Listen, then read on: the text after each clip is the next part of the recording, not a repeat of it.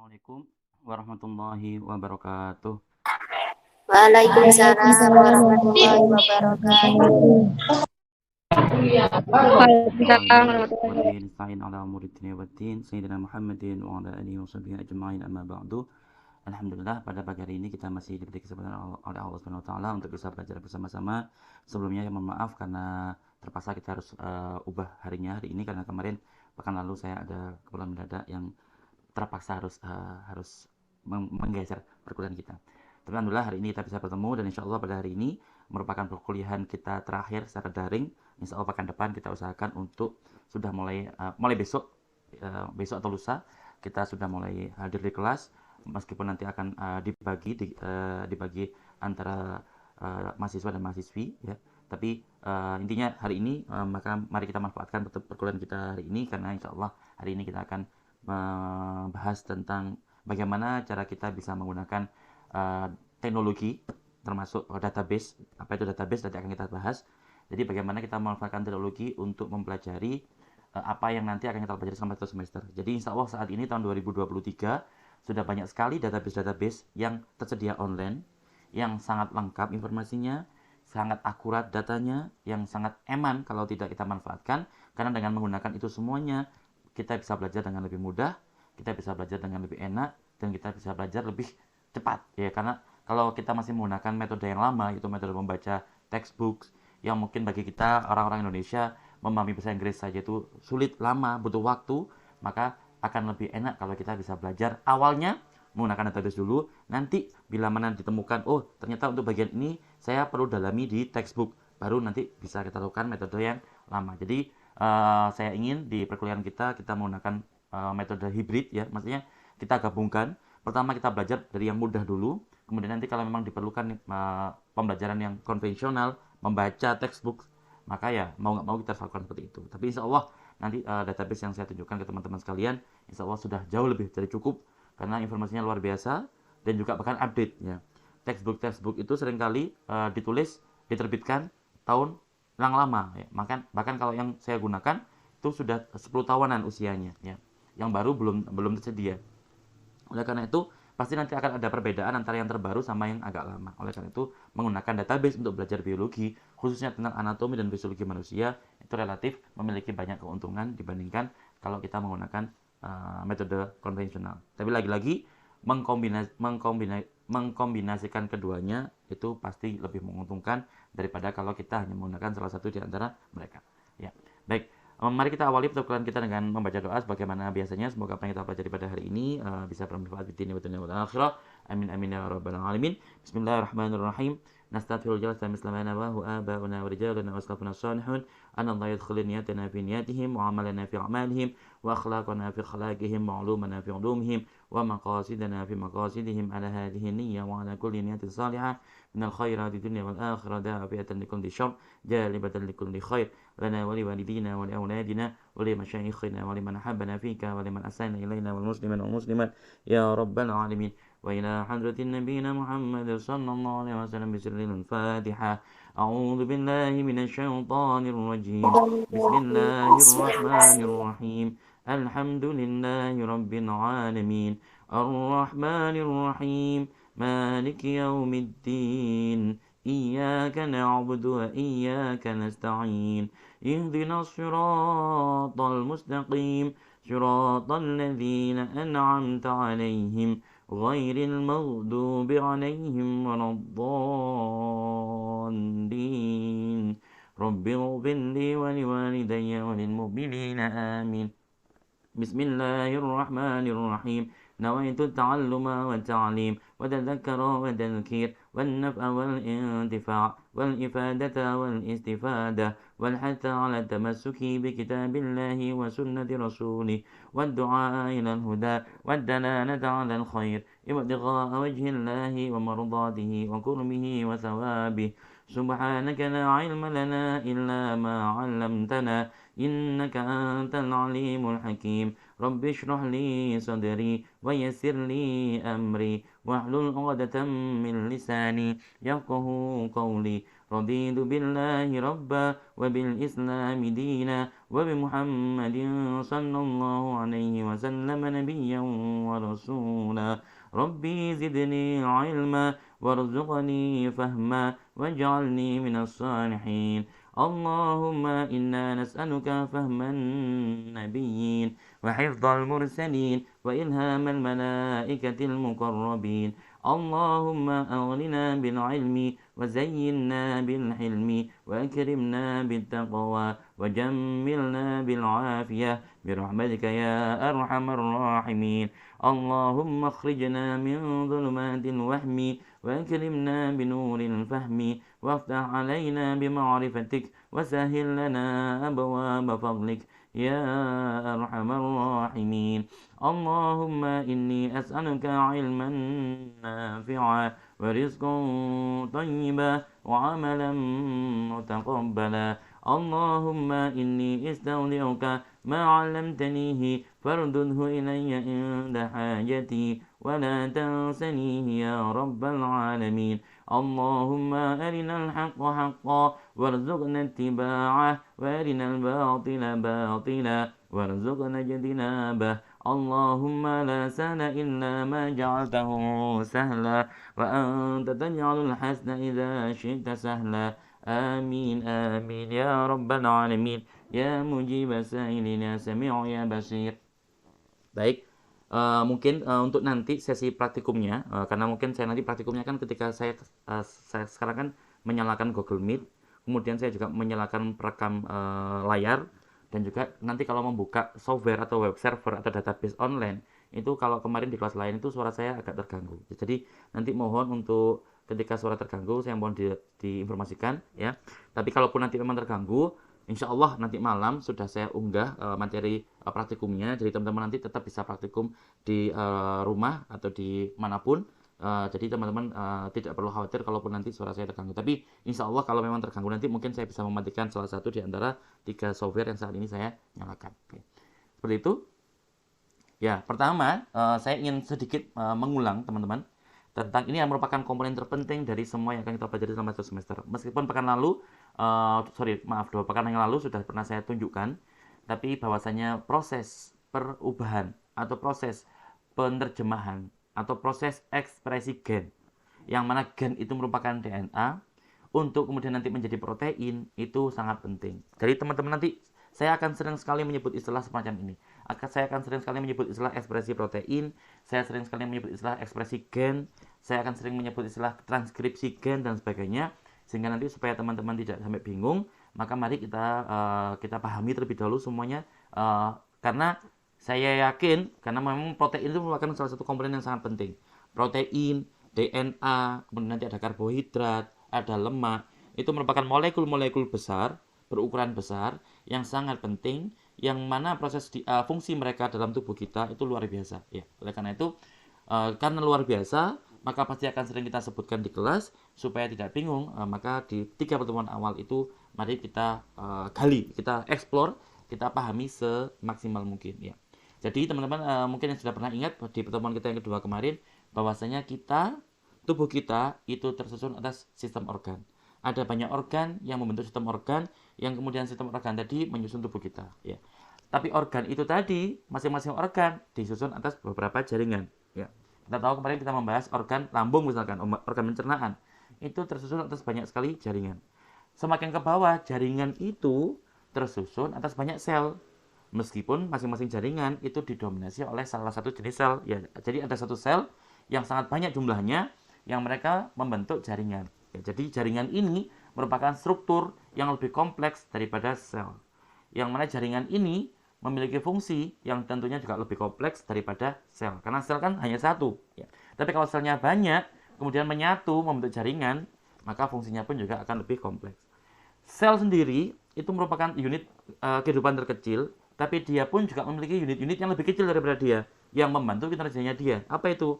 Ada yang kita sebut sebagai organel, ada mitokondria, ada nukleus, ada lisosom, ada juga nanti badan Golgi, ada retikulum endoplasma, ada banyak sekali organel di dalam tubuh, di dalam sel, yang mana organel-organel ini membantu sel untuk menjalani kehidupannya dia.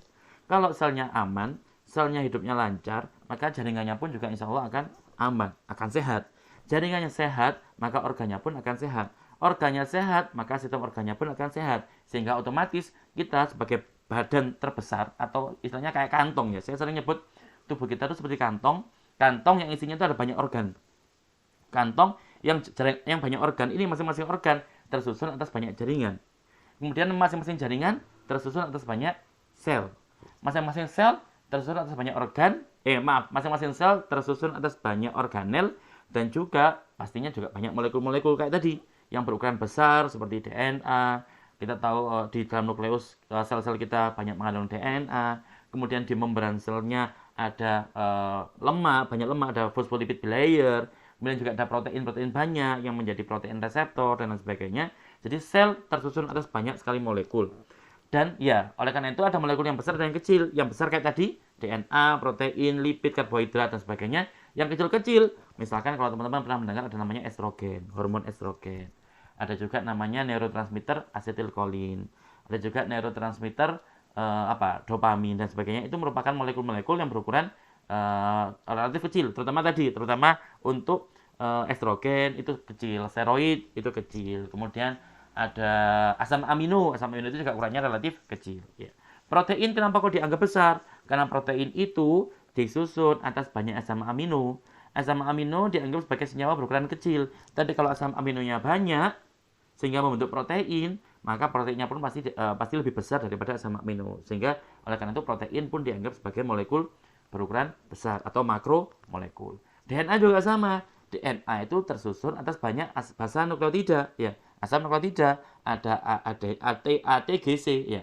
A-nya itu kecil, T-nya juga senyawa kecil, G-nya senyawa kecil, C-nya senyawa kecil kalau sendirian.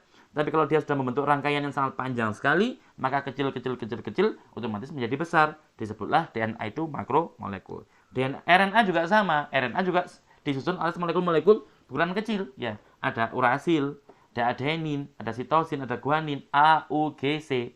A-nya sendiri kecil, U-nya sendiri senyawa kecil, G-nya sendiri kecil, C-nya sendiri kecil. Tapi kalau sudah menyatu menjadi untaian yang panjang sekali, maka dia tidak lagi kecil, tapi sudah menjadi makromolekul atau molekul berukuran besar. Untuk memperjelas itu, mari kita lihat video ini. Jadi saya menemukan video yang bagus dari YouTube. Jadi bagus, saya bisa mencari sumber aslinya video ini. Insya Allah nanti kalau sudah ketemu sumber aslinya akan saya cantumkan di YouTube. Ya. Jadi ini adalah sel. Sudah pernah kita lihat, tapi kita ulangi lagi. Here is a cell, the basic unit of all living tissue. In most human cells, there is a structure called a nucleus. The nucleus contains the genome. In humans, the genome is split between 23 pairs of chromosomes. Each chromosome contains a long strand of DNA, tightly packaged around proteins called histones. Within the DNA are sections called genes. These genes contain the instructions for making proteins. Ya, kembali mengingat yang kemarin bahwa teman-teman ingat bahwasanya kromosom kita itu merupakan struktur pemampatan atau struktur DNA kita yang telah dimampatkan. Siapa yang memampatkan? Yang memampatkan adalah protein, namanya protein histon, ya. Jadi protein histon menggulung DNA kita dengan luar biasa, ya. Supaya apa? Supaya DNA kita yang sangat panjang itu bisa terpackage, bisa tersimpan di dalam nukleus kita secara rapi, secara kuat, dan membuat dia menjadi terlindung. Yang pertama, yang kedua menjadi lebih ringkas, dan yang ketiga membuat dia tidak transkripsi secara sembarangan, ya. Jadi teman-teman nanti akan saya tunjukkan videonya transkripsi. Jadi teman-teman ingat bahwa ini DNA kita panjang sekali, dan ada bagian-bagian tertentu, ya, yang disebut sebagai gen. Ya, jadi gen itu merupakan bagian DNA yang dia berfungsi untuk mengkode atau membawa kode atau berfungsi sebagai cetakan untuk pembuatan atau produksi protein tertentu. Ya. Jadi gen adalah cetakan. Cetakan untuk apa? Cetakan untuk membuat protein. Ya. Jadi gen itu pasti DNA, karena DNA itu panjang sekali, dan gen itu hanya salah satu atau bagian kecil daripada DNA itu sendiri. Jadi kalau DNA itu belum tentu gen, karena banyak daerah di DNA yang tidak termasuk gen. Tapi kalau gen, sudah pasti dia adalah DNA. DNA yang bagaimana? Gen adalah DNA yang berfungsi untuk membawa kode untuk proses produksi protein. Atau bagian daripada DNA yang berfungsi sebagai cetakan dalam proses produksi protein. Ya. Jadi inilah yang disebut sebagai gen. Jadi mari kita bisa membedakan apa itu gen, apa itu kromosom, apa itu DNA, dan apa itu kromatin. Ya, kalau kromatin yang tadi, kromatin itu kalau sudah ada DNA digulung oleh protein histon. Ya, jadi protein histonnya itu nggak cuma satu, teman-teman. Protein histonnya ada banyak. Jadi kompleks antara DNA dengan protein histonnya namanya kromatin. Kalau hanya untaian saja namanya DNA. Kalau untaian seperti ini, untaian double helix yang mana bagian tertentu itu berfungsi untuk mengkode protein tertentu, namanya menjadi gen. Kalau DNA yang terpilih semacam ini, yang sangat kuat, sangat padat semacam ini, namanya kromosom. Di manusia ada 46 kromosom atau 23 pasang kromosom. Jadi insya Allah di sini sangat jelas nih, apa itu bedanya kromosom, apa itu bedanya kromatin, apa itu bedanya DNA, dan apa itu bedanya gen. King protein. Kemudian lanjut.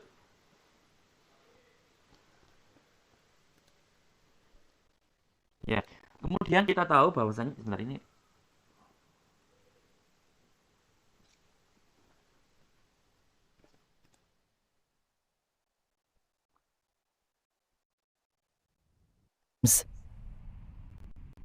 Each chromosome contains a long strand of DNA, tightly packaged around proteins called histones. Within the DNA are sections called genes. These genes contain the instructions for making proteins. When a gene is switched on, an enzyme called RNA polymerase attaches to the start of the gene. Teman-teman, ketika sudah ada stimulus atau sudah ada kode stimulus ya dari sel bahwa ayo sel, sekarang sudah waktunya kamu mentranskripsi gen. Apa itu transkripsi gen? Gampangnya transkripsi gen itu proses penerjemahan kode-kode yang tersimpan di dalam gen. Teman-teman ingat tadi ini adalah DNA, maka pasti nanti ada bagian tertentu, sebagian kecil yang disebut sebagai gen, yang berfungsi sebagai cetakan. Lah, siapa yang menerjemahkan? Kan tadi ada kode-kode ya, A, T, G, C kalau di protein, kalau di DNA itu, maka kode-kode ini perlu diterjemahkan. Siapa yang bertugas menerjemahkan? Yang berfungsi menerjemahkan adalah sebuah enzim. Kalau enzim berarti termasuk protein. Ingat, enzim itu salah satu bagian daripada protein. Salah satu golongan dari protein. Jadi ada sebuah enzim, RNA polymerase, dan pastinya ini dibantu oleh banyak protein-protein yang lainnya. Jadi ini kompleks yang sangat besar, yang anggotanya sangat banyak, membernya sangat banyak. Kenapa? Karena memang di tubuh kita itu setiap kali kalau ada proses yang butuh ketelitian tinggi, ya, semua proses teliti di tubuh kita itu. Tapi kalau prosesnya yang butuh ketelitian tinggi, itu seringkali yang bekerja bukan cuma satu protein, tapi kompleks protein yang tersusun atas banyak sekali protein-protein lainnya. Ya. Jadi kompleks protein berarti sebuah struktur yang disusun atas banyak protein penyusunnya. Ya. Salah satu yang paling terkenal atau intinya adalah protein enzim, namanya adalah RNA polimerase bahasa Indonesianya, kalau bahasa Inggrisnya RNA polymerase. Kalau sudah ada protein, kok nama belakangnya itu ase seperti ini, polimerase, berarti dia sudah pasti enzim. Enzim ini berfungsi untuk membaca kode yang tersimpan di dalam gen dan kemudian menerjemahkannya menghasilkan mRNA atau messenger RNA. It moves along the DNA, making a strand of messenger RNA out of free bases in the nucleus. Kita tahu DNA itu kan double helix, sehingga untuk bisa dia diterjemahkan, dia harus dibuka terlebih dahulu. Sehingga lihat teman-teman, ada sisi yang kiri, ada sisi bawah, sisi atas. Ya. Kemudian yang sisi bawah kita fokus lihat ke sisi yang bawah. Jadi ini proses transkripsi bahwa kode-kode yang ada di gen itu diterjemahkan oleh RNA polymerase tadi yang enzim besar ini untuk kemudian diterjemahkan. Kalau yang kodenya T, maka terjemahannya adalah A dan T, adenin dan timin. Kalau yang A kodenya, maka terjemahannya adalah U. Lupa kok bukan T? Iya. Kalau T itu hanya ada di DNA. Lah padahal di sini produk dari proses transkripsi yang saat ini sedang kita lihat, kok produknya adalah RNA. Maka pada RNA tidak ada T itu, yang ada hanya U. Jadi kalau A itu pasangannya U kalau di RNA. Tapi kalau di DNA AT, ya AT, dan kalau GC nggak ada masalah. Tapi kalau di DNA A dan T pasangannya. Tapi kalau dengan RNA maka A dipasangkan dengan U. Begitulah sebaliknya. Mari kita lihat, kita fokus di sini. Kita lihat bahwa ini DNA, maka A pasangannya di RNA apa? U. Kemudian nanti kita lihat, kita amati yang ini. Ini kan A juga. Apakah ini nanti diikat oleh U atau T? Maka kalau menurut konsep yang berlaku sampai saat ini, A pasti dikode oleh U. Jadi mari kita lihat. The DNA code determines the order in which the free bases are added to the messenger RNA. U lagi.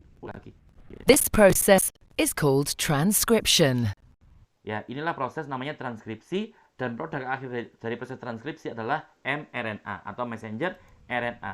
Yang mana messenger RNA ini nanti diperlukan untuk menjadi cetakan yang lebih lanjut untuk proses produksi protein. Jadi DNA tadi ada bagian namanya gen. Gen mengkode protein tertentu. Maka untuk gen ini bisa digunakan sebagai cetakan lagi, itu harus diterjemahkan dulu menjadi messenger RNA. Jadi messenger RNA ini cetakan cetakan yang kesekian, ya, yang siap untuk digunakan untuk mencetak protein baru. Nah, messenger RNA ini tadi dibuatnya di mana? Dibuatnya di inti sel, di dalam nukleus. Karena tadi kromosom kita adanya di nukleus. Berarti DNA kita adanya di nukleus. Maka proses pembacaan DNA atau proses transkripsi gen tadi terjadinya di dalam nukleus. Dan nanti harus dibawa menuju luar nukleus atau sitoplasma untuk kemudian proses lebih lanjut terjadi di sana. All the messenger RNA can be used as a template for the production of proteins. It needs to be processed. This involves removing and adding sections of RNA. Ya, karena messenger RNA itu molekul yang sebenarnya teman-teman sangat fragile, sangat ringkih, gampang hancur, gampang rusak. Lah padahal fungsinya penting sekali. Oleh karena itu supaya dia tidak gampang rusak, maka mRNA tadi, messenger RNA tadi perlu dimodifikasi supaya dia minimal bisa bertahan sampai nanti mencapai tujuan dia. Ya. Karena dia harus dipastikan bertahan. Karena jangan sampai kode yang tadi dibawa dia hilang. Kalau dia hilang, maka pasti protein tidak bisa protein yang baru tidak lagi bisa diperoleh. Sehingga nanti efeknya menjadi tidak bisa tercapai. Oleh karena itu, kita harus tubuh harus memastikan bahwa messenger RNA ini bisa bekerja, mencapai tujuan dia bekerja dengan selamat tanpa ada gangguan. Ada 3 hal yang membuat yang harus dialami oleh protein supaya dia bisa selamat. Yang harus dilalui oleh messenger RNA supaya dia bisa selamat sampai mencapai sitoplasma. Yang pertama adalah capping, yaitu di bagian ini ya di ujung 5, ini namanya kan ujung 5, ujung 5. Maka di bagian ujung 5 ini harus diberi topi. Ya. Yang topinya itu akan melindungi mRNA, messenger RNA ini dari penghancuran. Enggak cuma itu saja, di bagian ekornya juga diberi ekor tambahan. Yang mana ekor tambahan tadi, jadi ekor tambahan di sini, ekor tambahan itu juga fungsinya untuk memberi perlindungan. Ya. Namanya polyA-tailing. Jadi kalau yang dikasih topi tadi namanya adalah proses capping. Kalau yang di belakang dikasih ekor namanya poly-A-tailing. Poly itu berarti banyak, A itu berarti adenin ya. Sedangkan kalau tailing itu ekor. Berarti di bagian ekor itu dikasih A yang banyak untuk apa? Lagi-lagi untuk memudahkan dia keluar, untuk memberikan dia juga kekuatan supaya dia bisa tetap stabil.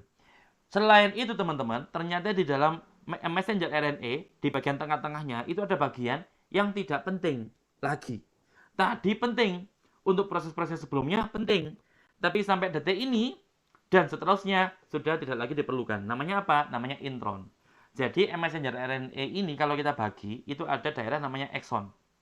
Exon itu diperlukan untuk membentuk protein baru nanti, atau untuk memproduksi protein baru. Setelah exon, ada daerah namanya intron. Ya, jadi kalau tadi exon pertama, maka setelah exon pertama ada intron yang pertama. Intron ini merupakan bagian dari RNA yang tidak lagi diperlukan untuk proses produksi protein baru.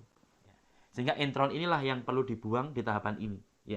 Jadi ulang, exon bagian dari messenger RNA yang harus dipertahankan karena bagian ini nanti diperlukan untuk membuat protein baru. Ada bagian berikutnya intron yang mana bagian ini sudah tidak lagi penting, tadinya penting.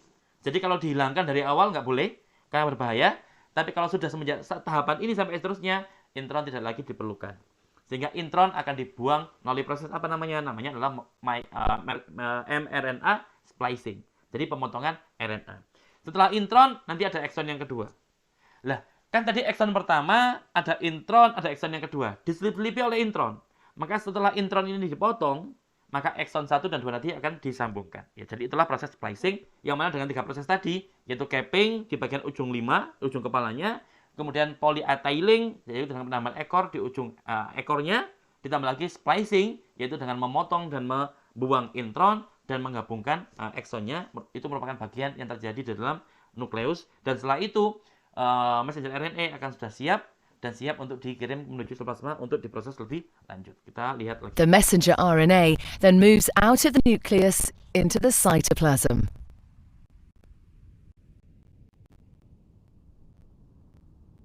Protein factories in the cytoplasm, called ribosomes, bind to the messenger RNA. Ya, lagi-lagi sesampainya di sitoplasma, itu ada mesin lain yang akan menangkap apa itu namanya, yaitu ribosom. Ya, ribosom ini nanti yang berfungsi atau yang berperan sebagai penerjemah. Ya, makanya proses ini disebut sebagai translasi. Jadi cetakannya atau template-nya adalah messenger RNA yang tadi dihasilkan setelah proses transkripsi.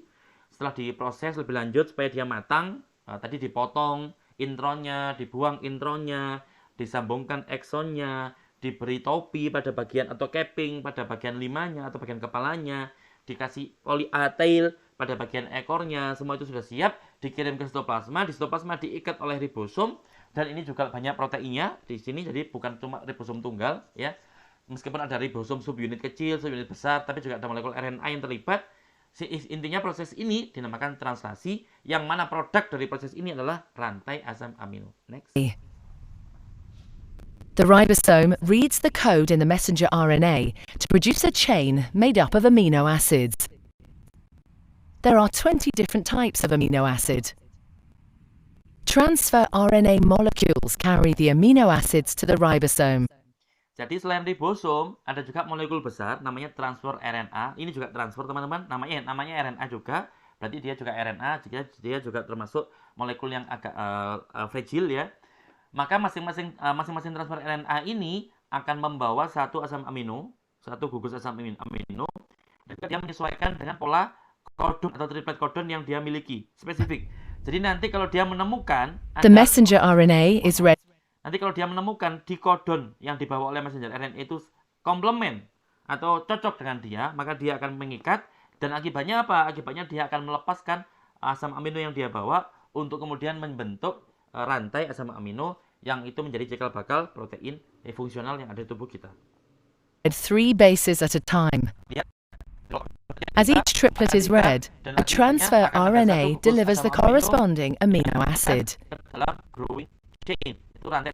This is added to a growing chain of amino acids. Once the last amino acid has been added, the chain folds into a complex 3D shape. Ini adalah struktur primer protein, yaitu struktur berupa rantai asam amino. Tapi untuk bisa berfungsi, dia perlu melakukan folding, ya. Jadi proteinnya perlu diikat, ya. Perlu dilipat, ya. Dilipat supaya apa? Supaya dia bisa fungsional. Shape to form the protein. Ya, jadi inilah protein yang ada di tubuh kita, yang memegang peranan sangat penting, yang mana protein itu sendiri merupakan produk dari ekspresi gen. Tadi ada DNA, ada gen, yang gen itu sudah dapat sinyal untuk diaktifkan. Kalau sudah diaktifkan, maka dia akan ditranskripsi oleh enzim namanya RNA polymerase. Kemudian nanti dia akan menghasilkan mRNA. mRNA-nya dikirim ke sitoplasma.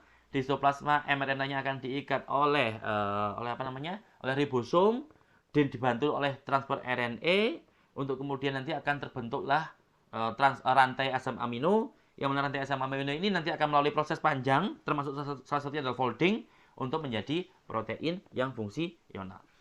Mungkin sedikit untuk saya tambahkan, teman-teman, kalau supaya lebih jelas. Ini ada, saya kemarin menemukan video bagus, jadi insya Allah akan lebih memperjelas bagaimana proses yang bisa melanjut ya. Mohon maaf, tadi belum saya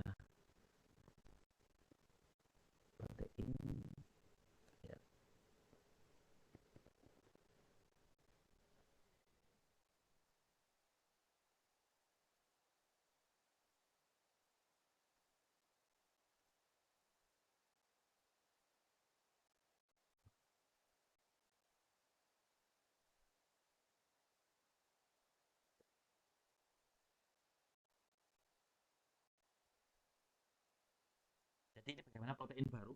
Ini lihat ini melakukan simulasi ya, simulasi daripada proses pembentukan protein yang baru ya, protein baru. Nah, sel itu kan baru saja. Nah, ya.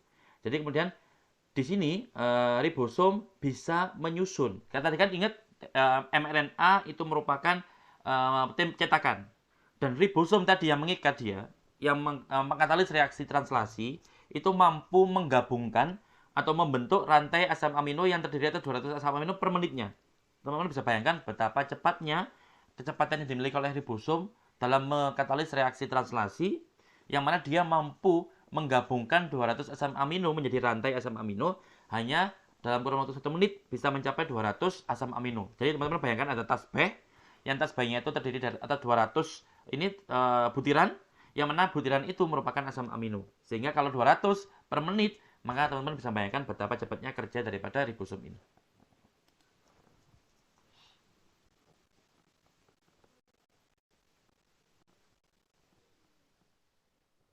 Ya, teman-teman bisa bayangkan ini seperti asam amino ya. Ini jumlah asam aminonya.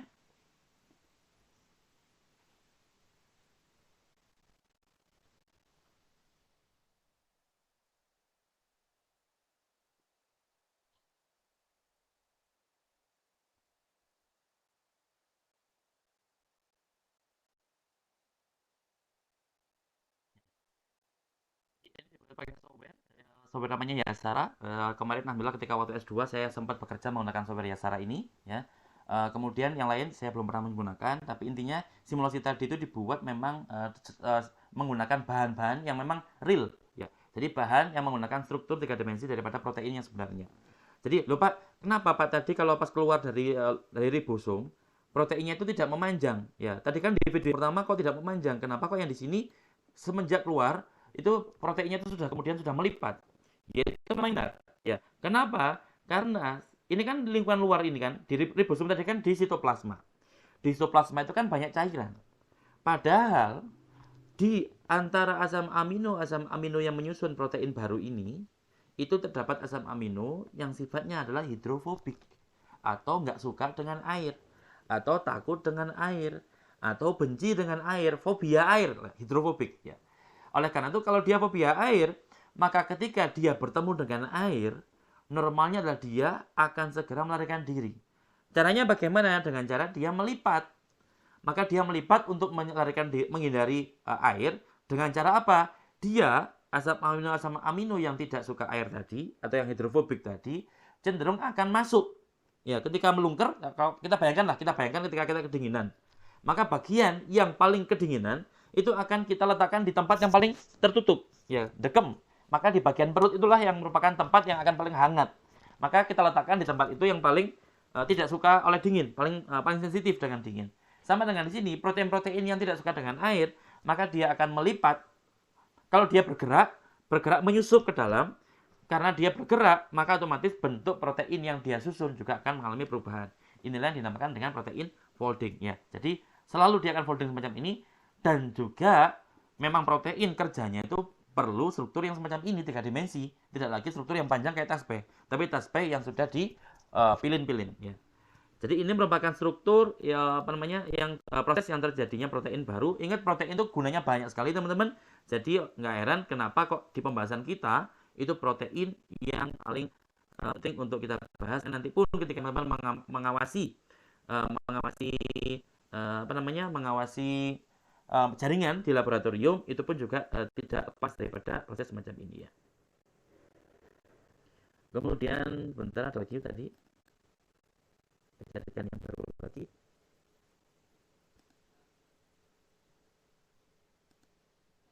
Ya. Kemudian ini sedikit gambaran teman-teman bahwa protein itu kan protein di tubuh kita.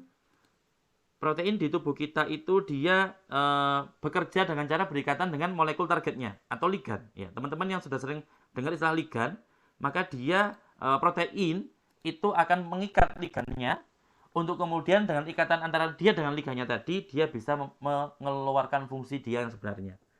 Nah, untuk bisa berikatan dengan ligan, protein itu nggak statis. Protein itu nggak kayak lantai di rumah kita yang dia itu statis, kaku.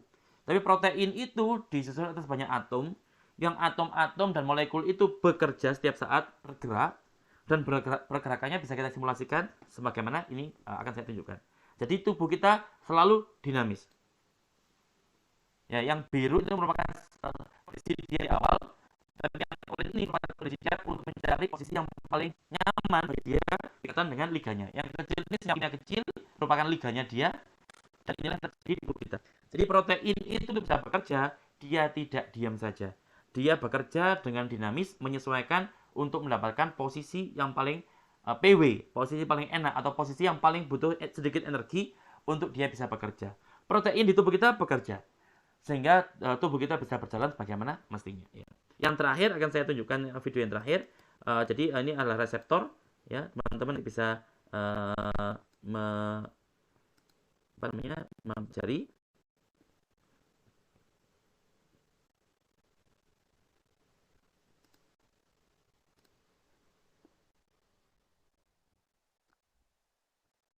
Dan ini merupakan pergerakan atomnya, jadi atomnya diperlihatkan di sini.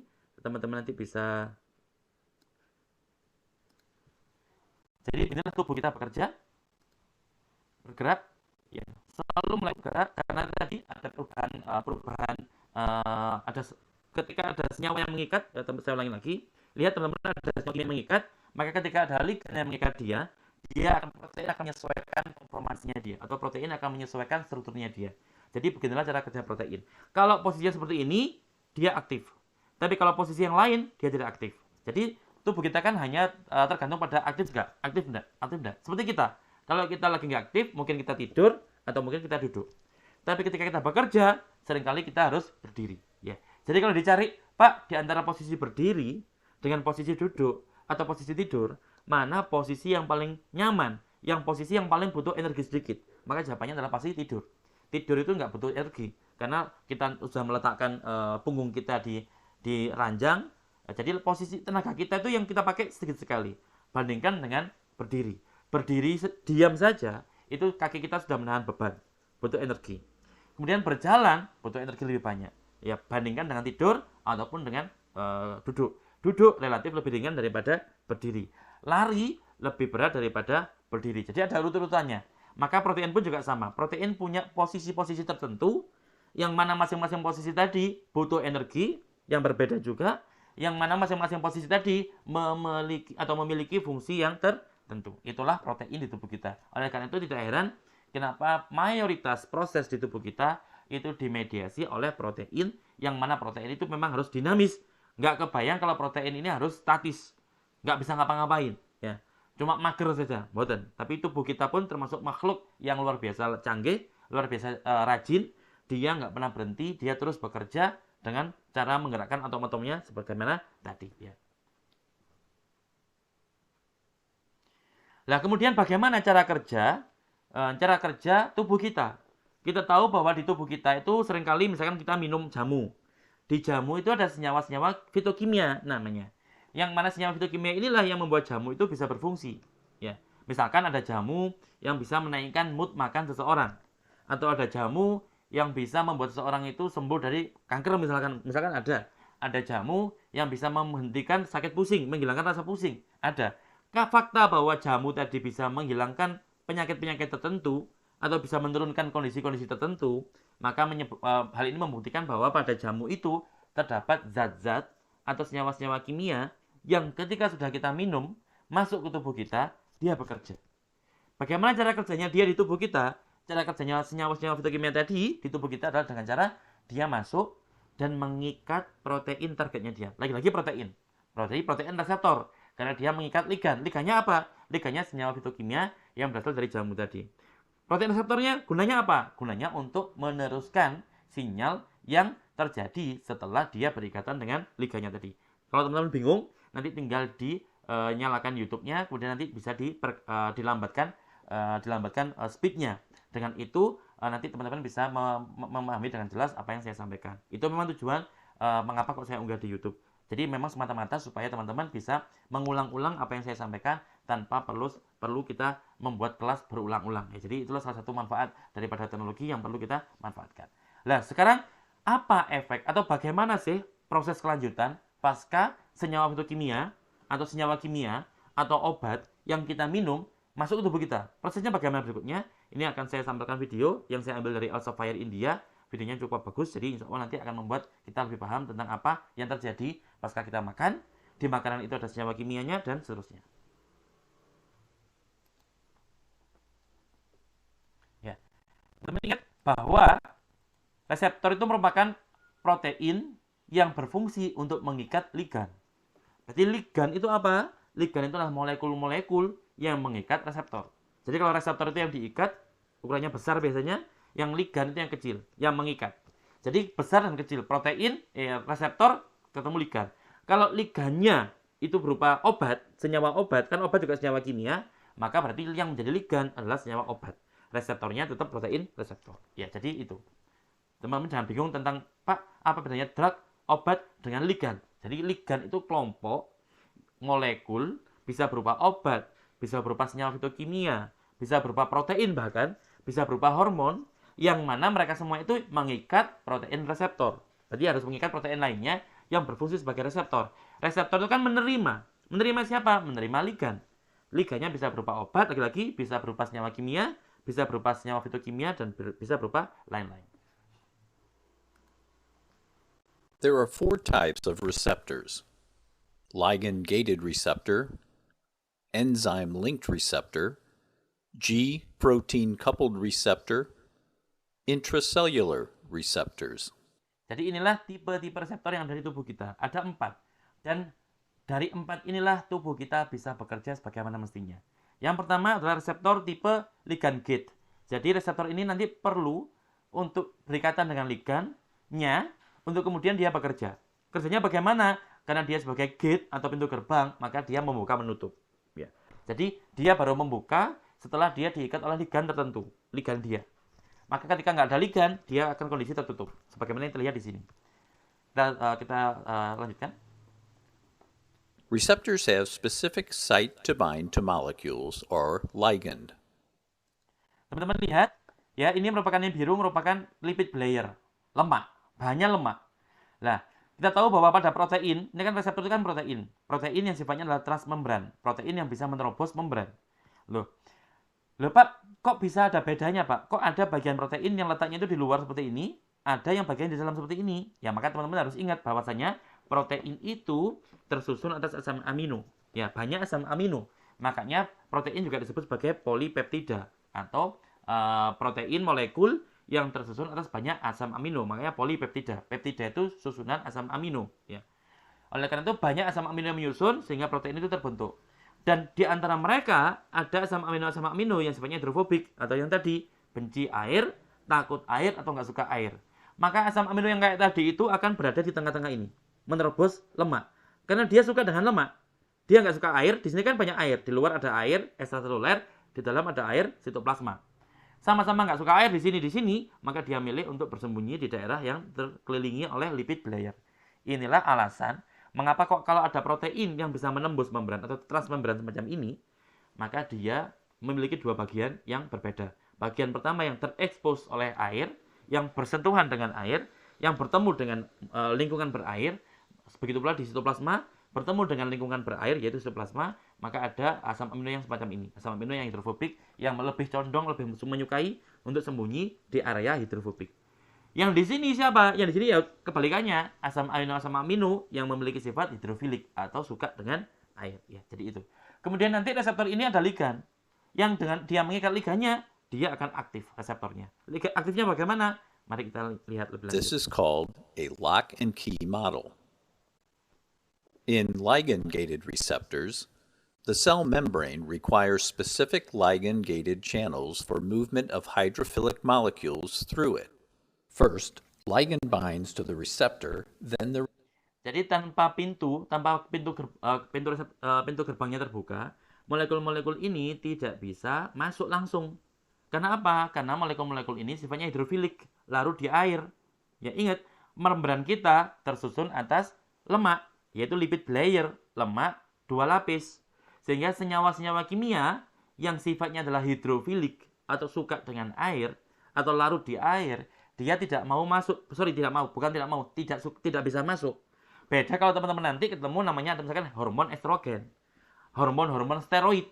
yang memang bahannya itu masih lemak ya, maka turunan lemak, makanya sering disebut sebagai turunan lemak. Kalau turunan lemak, dia bisa masuk langsung melewati membran sel ya. Beda lagi, itu nanti kita bahas di reseptor yang keempat. Sehingga untuk yang sekarang ini, karena senyawa-senyawa hidrofilik atau senyawa-senyawa yang suka dengan air, untuk bisa masuk dia perlu bantuan kanal tertentu ya, atau gate tertentu, pintu tertentu yang membuat dia bisa masuk. Nah, caranya seperti ini ya. Receptor gate opens. For example, Setelah protein reseptornya berikatan dengan ligan, ya, baru dia akan aktif. Aktifnya bagaimana? Dia akan membuka. Karena dia membuka, maka molekul-molekul atau ion-ion yang ada di luar bisa masuk, ataupun yang masuk, yang di dalam bisa keluar. Tergantung bagaimana mekanismenya. Apakah mekanismenya difusi atau yang lainnya. Ya. Apakah mekanismenya itu dari yang tinggi ke rendah konsentrasinya, atau yang dari rendah ke tinggi. Jadi tergantung bagaimana proses masing-masing reaksi itu sendiri. Choline binding to nicotinic receptors. In this example, sodium enters the cell and electrochemical gradient is created, resulting in depolarization. Ya, tadi sodium Na+ masuk ionnya ya, karena mereka masuk ke dalam sel, maka sekarang terjadilah proses namanya depolarisasi. In enzyme-linked receptor, the transmembrane protein of the receptor. Ya, kalau sekarang ini yang jenis kedua. Jadi bagaimana sih proses kelanjutan kalau ada ligan yang masuk ke tubuh kita, lantas kemudian dia mengikat protein reseptornya. Jadi ini merupakan yang kuning, itu protein reseptor. Dan protein reseptor ini itu mengikat enzim. Teman-teman ingat tadi enzim itu apa? Enzim itu merupakan protein juga, tapi dia punya fungsi. Fungsi apa? Fungsi untuk mengkatalis reaksi yang lain. Ya. Sehingga di sini ketika ada ligan, dan ligan nanti mengikat protein reseptornya, dan karena protein reseptornya itu berikatan dengan ligan, maka ligan inilah nanti akan melanjutkan sinyalnya. Bagaimana ceritanya? Seperti ini. Are enzymes or closely associated with enzyme. For example, tyrosine kinase receptor. The binding of the ligand induces dimerization. Ya, jadi ketika reseptor ini diikat oleh ligannya, maka kemudian protein reseptornya akan menjadi aktif. Aktivitas dia yang pertama setelah diikat oleh ligannya adalah dia akan berikatan dengan sesama proteinnya. Namanya dimer. Kalau satu protein tadi, kalau seperti ini, namanya monomer, tunggal. Atau kalau sekarang kita anggap sebagai jomblo. Ya. Jadi jomblo yang baik, ya, jomblo protein. Ya. Protein jomblo semacam ini, kalau di bahasa ilmiah disebut sebagai struktur yang monomer, mono, tunggal.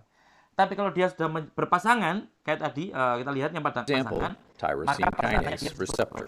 The binding of the ligand induces dimerization of the receptor, which struktur yang terdiri atas dua monomer namanya struktur dimer. Proses pembentukan kompleks ini, kompleks yang terdiri atas dua protein, namanya adalah dimerisasi atau bahasa Inggrisnya dimerization, dimerisasi. Maka inilah tanda salah satu proses kelanjutan daripada interaksi antara ligan dengan reseptornya. Jadi setelah ligan mengikat, reseptornya tadi akan membentuk kompleks dengan protein lainnya yang sejenis membentuk kompleks dimer atau dimer melalui proses namanya dimerisasi. Activates its tyrosine kinase activity through autophosphorylation dan setelah dua protein ini berinteraksi ya membentuk kompleks dimer tadi, maka hal itu akan mengaktifkan aktivitas enzimnya. Apa itu aktivitas enzimnya? Dia memiliki aktivitas untuk mereaksi atau mengkatalis reaksi fosforilasi. Apa itu fosforilasi? Fosforilasi itu istilahnya proses pemindahan gugus fosfat dari satu protein ke protein yang lain, atau dari molekul satu ke molekul yang lain. Yang mana biasanya dengan mentransfer gugus fosfat semacam ini, maka protein yang awalnya tadi tidak aktif bisa menjadi aktif. Atau sebaliknya, protein yang tadinya aktif bisa menjadi tidak aktif. Jadi tergantung pada masing-masing proteinnya. Ya. Phosphorylates other intracellular enzymes sequentially. The phosphorylation status of the enzyme may result in activation or inactivation, resulting in various cellular responses. Ya, karena tadi, maka ketika setelah senyawa kimia tadi mengikat atau ligannya mengikat protein reseptornya, maka efek lanjutannya adalah pertama dia akan membentuk kompleks dimer, ya, melalui proses namanya dimerisasi. Kemudian setelah itu dia akan mengaktifkan aktivitas enzimatis dari protein itu, dalam konteks ini tadi adalah tyrosine kinase, maka dengan itu dia akan memindahkan gugus fosfat untuk kemudian mengaktifkan protein lain, ataupun juga bisa mengaktifkan dirinya sendiri. Ya, jadi itulah mekanisme caranya. Ya. Mungkin saya bisa tunjukkan ini menit ke nanti kita balik ke sini nanti ya. Tapi di sini saya kemarin mendapatkan lagi sebuah video yang bagus sekali untuk menggambarkan dimerisasi yang insya Allah teman-teman nanti menjadi paham tentang apa itu dimerisasi.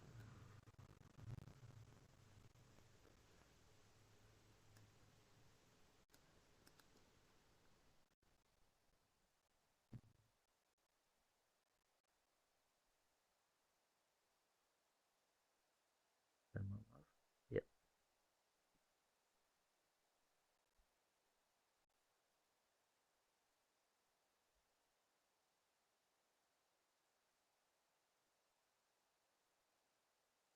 Epidermal growth factor is responsible for a wide range of important biological processes such as cell growth and proliferation. Its receptor, epidermal growth factor receptor, or EGFR, has been studied extensively for its affinity to bind EGF and propagate growth signals throughout the cell. The EGFR, a type 1 single-pass transmembrane protein, contains a large N-terminal extracellular module comprised of 4 domains. The extracellular module of EGFR exists in Ini merupakan membran sel ya, ini animasi ya. Sedangkan ini protein-protein tadi namanya EGFR. Primarily one of 2 conformational states, tethered or extended.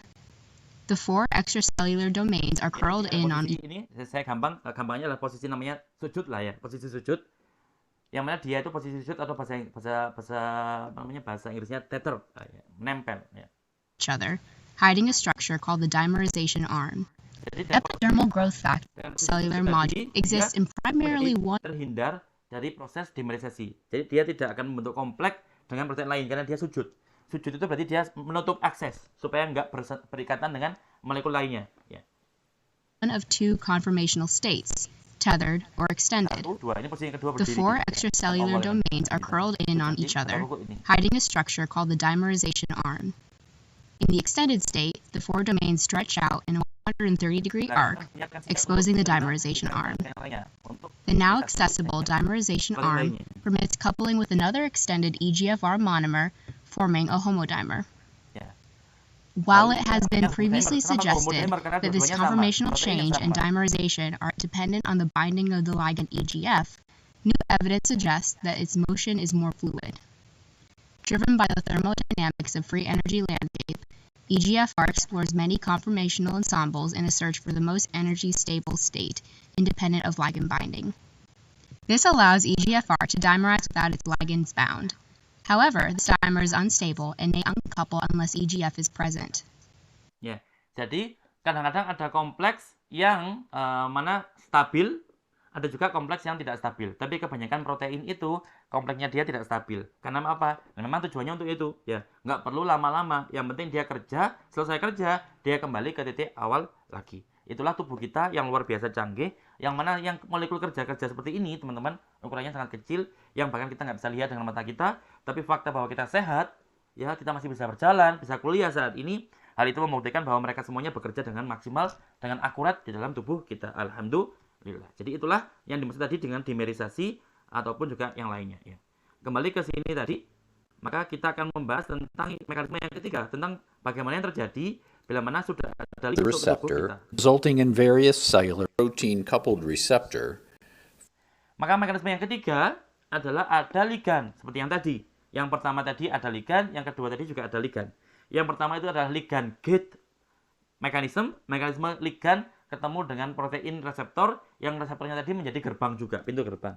Yang kedua tadi ada namanya enzyme link reseptor, yaitu ada protein reseptor yang dia berikatan dengan enzim, yang mana ketika dia diaktifkan proteinnya, reseptor ada ligan mengikat dia, maka protein tadi akan aktif dengan melakukan dimerisasi, dan dengan dimerisasi tadi akan merangsang atau menstimulus aktivitas enzim kinasenya, yaitu enzim yang memiliki kemampuan untuk memindahkan gugus fosfat dari satu molekul ke molekul targetnya, termasuk kalau targetnya dirinya dia sendiri, maka dia pun juga bisa melakukan autofosforilasi atau fosforilasi ke dirinya sendiri.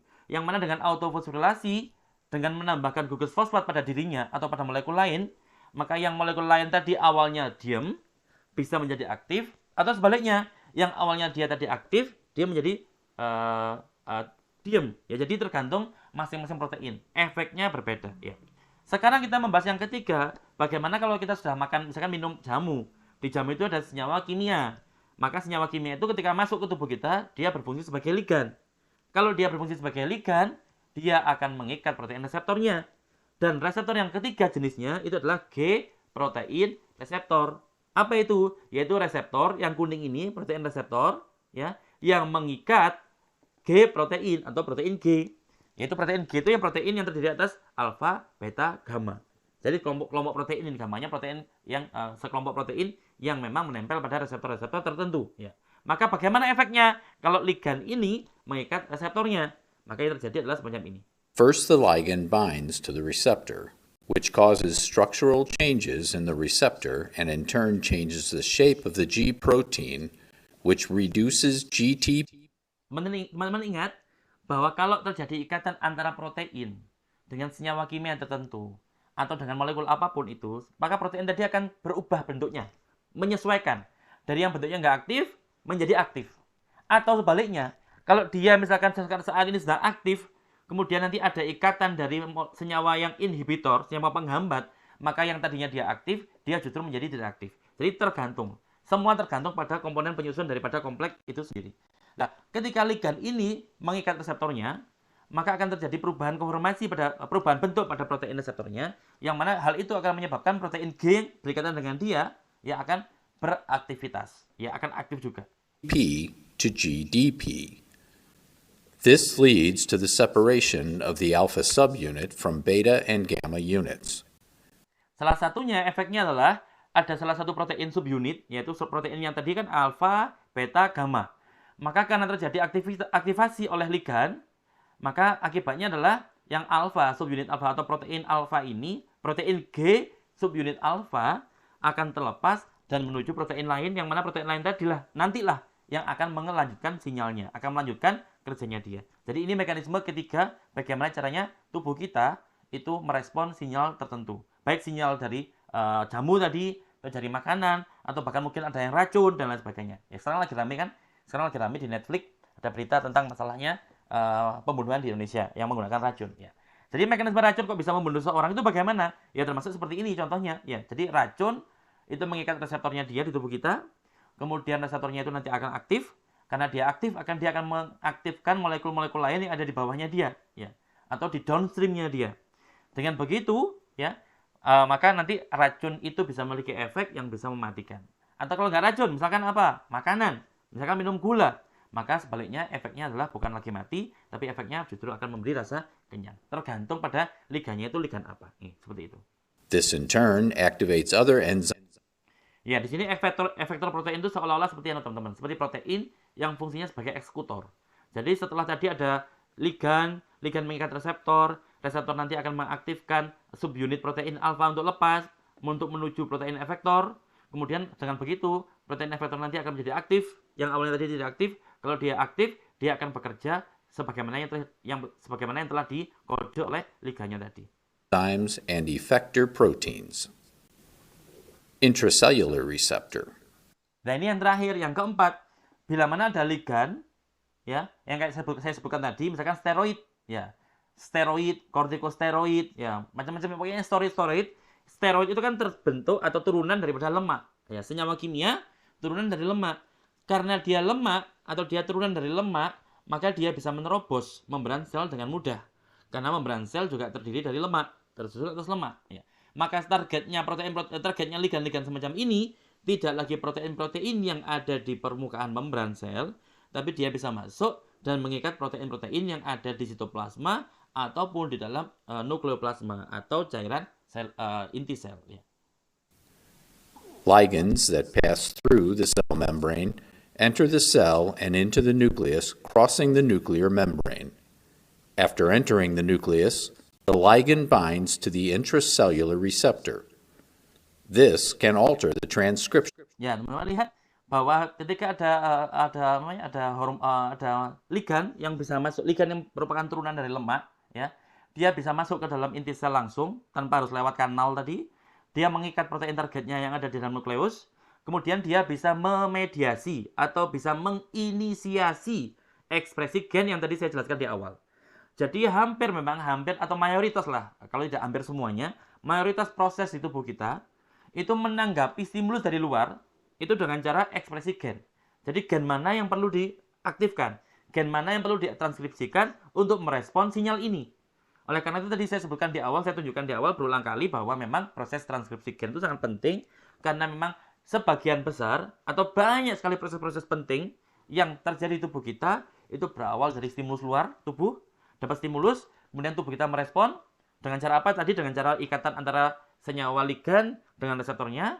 Kemudian nanti lanjut terus sampai bagaimana dia bisa menginisiasi transkripsi gen-gen tertentu. Inilah proses tubuh kita. Dan mengapa nanti kita bahas tentang database protein? Ya, karena memang protein itu jumlahnya banyak sekali dan mereka memiliki fungsi yang luar biasa penting. Ya, jadi teman-teman nanti akan belajar tentang itu semuanya di database yang akan saya tunjukkan nanti ya. Baik, kita next, kita percepat. Ya, Pak, bagaimana ceritanya kok bisa punya gambar tadi, Pak? Pak, itu tadi katanya itu protein memang seperti itu, Pak. Apakah benar protein itu gambarnya seperti itu, bentuknya seperti itu di tubuh kita? Jawabannya iya, Pak. Paling tidak mendekati. Karena memang bentukan yang tadi itu merupakan bentuk yang diperoleh dengan metode ilmiah. Apa namanya? Salah satunya adalah X-ray kristalografi. Ya. Sekarang sudah banyak metode lain. Ada metode namanya NMR. Ya, jadi kalau NMR itu kita bisa memfoto gerakan daripada molekul protein dengan jelas. Ya, NMR. Kalau ini X-ray kristalografi itu hasilnya kayak hasilnya foto ronsen. Fotonya itu statis diam. Tapi nanti dengan bantuan software simulasi, kita bisa dapat gambar seperti yang tadi saya tunjukkan ke jenengan. Sekarang ada juga metode yang sama, ya metode yang luar biasa, sangat teliti. Ya, tingkat ketelitiannya itu lebih tinggi daripada X-ray kristalografi. Namanya adalah cryo-EM. Cryo-EM. Cryo berarti ada tahapan yang dikryokan, didinginkan. Itu sekarang lagi banyak sekali cryo-EM, termasuk juga metode untuk mendapatkan struktur 3 dimensi daripada molekul protein. Sekarang akan saya tunjukkan dulu tentang X-ray kristalografi, yaitu metode yang menggunakan sinar X, yang mana sinar X tadi digunakan untuk menembak kristal, yang mana di kristal itu merupakan struktur daripada protein. Ada proteinnya. Jadi sinar X yang ditembakkan ke kristal tadi akan mendarkan gambar, ya, akan mendifraksikan gambar. Kemudian gambar itulah sinar X-nya akan direkam oleh film-film tertentu. Yang mana dari film itulah kita akan membuat gambar seperti yang tadi saya tunjukkan. Percepat saja, mari kita tunjukkan. If you want to determine the structure of a protein by X-ray crystallography, you first have to grow a protein crystal. Unlike table salt, proteins don't crystallize easily because of their irregular lumpy surfaces. So numerous attempts may have to be made to make a crystal. Ya, teman-teman ingat, protein itu sulit sekali untuk bisa dikristalkan. Kenapa? Teman-teman ingat, karena protein tadi itu punya bagian-bagian yang aktif bergerak. Ya, aktif bergerak sehingga sulit untuk dikristalkan. Ya. Oleh karena itu perlu dikristalkan dulu.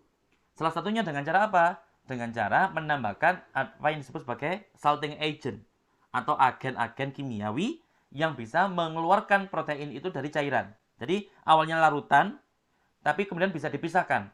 Dengan dipisahkan itulah terbentuk kristal-kristal yang diinginkan. Various factors, pH, temperature, the solvent, are important for success. Salting out agents such as ammonium sulfate can reduce the solubility of the protein to aid crystallization, but it may take several days to produce a crystal large enough to use. The protein crystal is mounted in a specific orientation and exposed to a beam of X-rays. The atoms in the crystal scatter the X-rays. Maka teman-teman lihat, setelah berhasil dibuat kristalnya, kemudian kristalnya diletakkan di posisi tertentu, kemudian ditembakkan sinar X untuk menabrak kristal tersebut. Karena di kristal tadi terdapat atom-atomnya penyusun protein, maka setiap kali X-ray, sinar X itu menembak dan mengenai atomnya, maka atom itu akan membelokkan sinarnya. Dan sinar itulah yang nanti akannya ditangkap oleh film-film. Ya, kita tahu bahwa di setiap kamera pasti ada filmnya, ya, layar penangkap apa namanya? If you want to determine the structure of maka dia akan menangkap dan kemudian akan muncul pola di situ dan baru akan diterjemahkan dengan bantuan software berikutnya. and exposed to a beam of X-rays. The atoms in the crystal scatter the X-rays, which are recorded on film. Each atom in the sample scatters X-rays, and the strength of scattering is proportional to the number of electrons in the atom, so each atom can eventually be identified. Since you can't focus X-rays with a lens, a different method is used, a mathematical formula called a Fourier transform, which can interpret the X-ray. Ya, jadi dengan bantuan mesin learning, ya, dengan bantuan software tertentu, maka kita bisa memahami pola yang tadi ada di gambar di film tadi, yang pastinya sulit kalau kita menggunakan mata kita. Maka dengan bantuan software kita bisa menerjemahkan polanya bagaimana untuk kemudian bisa kita peroleh gambar yang tadi kita peroleh di simulasi-simulasi tadi. Photograph to produce a contour map of electron densities. This map represents the electron density for a particular plane through the crystal. The peaks and valleys correspond to the positions of atoms. Here is the heme in hemoglobin, whose atoms all lie in the same plane. The hill in the middle is an iron atom. Since proteins are three-dimensional, many such maps, each representing a slice through the molecule, must be assembled by computer to create a complete 3D structure. Structure atau struktur 3 dimensi sebagaimana yang kita inginkan tadi, ya. Baik, jadi seperti itu teman-teman. Ini merupakan cara yang bagaimana kita bisa memperoleh gambar yang tadi kita simulasikan. Sehingga kalau ditanya, Pak, apakah memang bentuk 3 dimensinya protein kita yang di tubuh kita seperti itu? Betul. Paling tidak itulah gambar yang paling mendekati kenyataan di kita. Jadi kita sudah gunakan beberapa metode-metode ilmiah untuk menghasilkannya. Maka selama ini ilmuwan meyakini bahwa memang bentuk protein di tubuh kita adalah seperti itu. Baik, terima kasih. Itulah tampilan kita. Maka nanti di tubuh kita tadi saya sudah menjelaskan bahwa bagaimana protein yang bentuknya seperti itu, yang bentuknya itu tidak statis, tidak diam saja, dia aktif bergerak. Kalau ada sinyal, kalau ada ligan, dia akan berubah bentuknya untuk kemudian nanti dia akan menjadi lebih aktif. Atau sebaliknya, tadi yang tadinya dia aktif, dia menjadi tidak aktif. Pokoknya tergantung ligan apa yang menempel pada dia, maka dia akan memulai reaksi berikutnya. Ya. Setelah diikat, dia akan memulai reaksi berikutnya, aktivitas berikutnya. Ya. Jadi inilah nanti yang akan terjadi di tubuh kita. Mungkin seperti ini, supaya lebih jelas bagaimana interaksi antara protein dengan ligannya.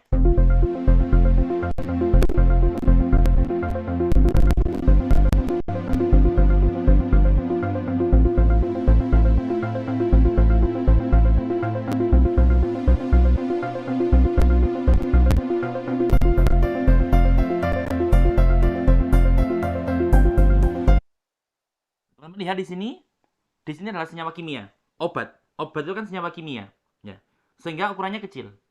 Protein itu merupakan struktur atau sebuah kompleks yang sangat besar yang tersusun atas banyak asam amino. Yang gampangannya seperti ini, teman-teman. Satu asam amino itu saja kurang lebih ukurannya nggak jauh beda dengan satu senyawa obat, ya. Tapi protein itu tersusun atas banyak senyawa asam amino. Asam amino kan juga senyawa kimia.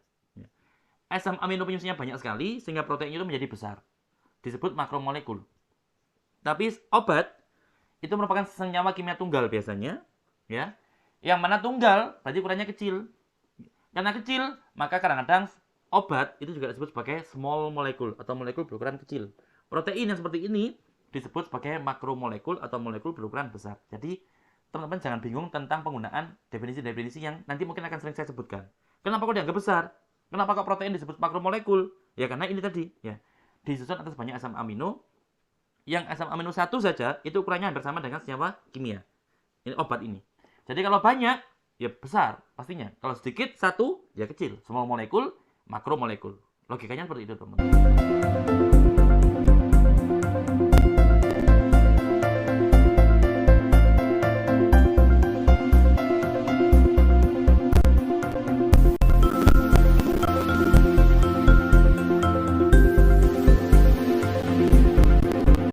Protein merupakan biomolekul, molekul biologi yang ukurannya besar, large, made up yang dibuat oleh banyak asam amino. Ya.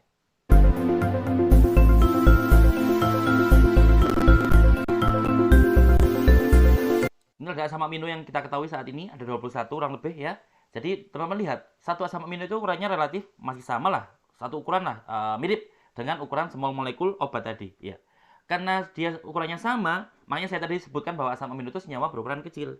Tapi kalau dia udah menjadi rantai yang sangat panjang, bahkan sampai ribuan, ya, bahkan ada yang puluhan ribu, rantainya luar biasa panjang, maka protein yang disusun oleh banyak sekali asam amino tadi disebut sebagai makromolekul atau large biomolecules.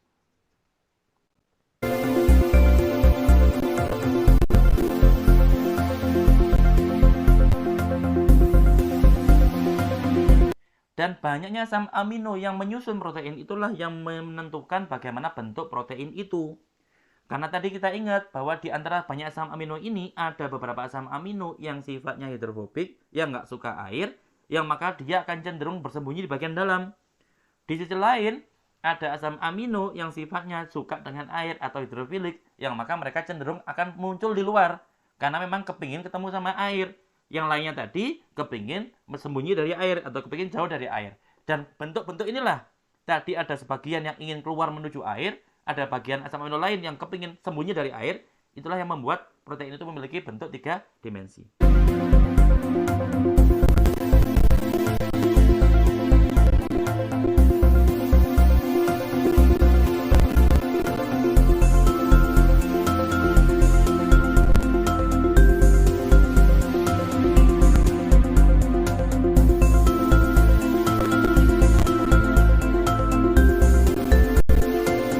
Selain itu, ya, kan teman-teman bayangkan teman-teman gambar ini, kalau teman-teman jadikan asam aminonya apa saja yang terbentuk, itu nanti bisa kebentuk, misalkan seperti ini ada Y, K, L, dan sebagainya, ya.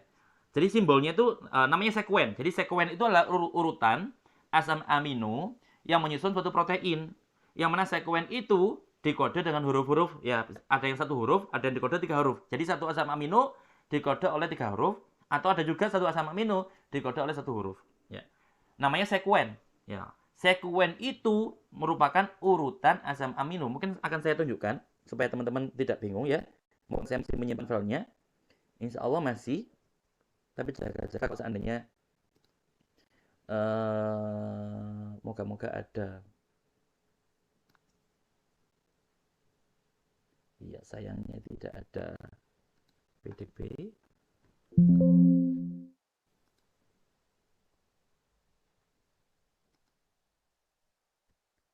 Bentar, harus ada ini, bisa ada. Ya, ini ada, alhamdulillah.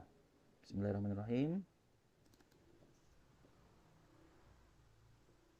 Masalahnya belum dikasih buka ini. Ada kendalanya dengan software saya. Baik, kalau gitu mungkin kita tunda, ya. Insya Allah saya tunjukkan naik lain kali. Tapi intinya sekuen itu merupakan urutan asam amino yang menyusun suatu protein.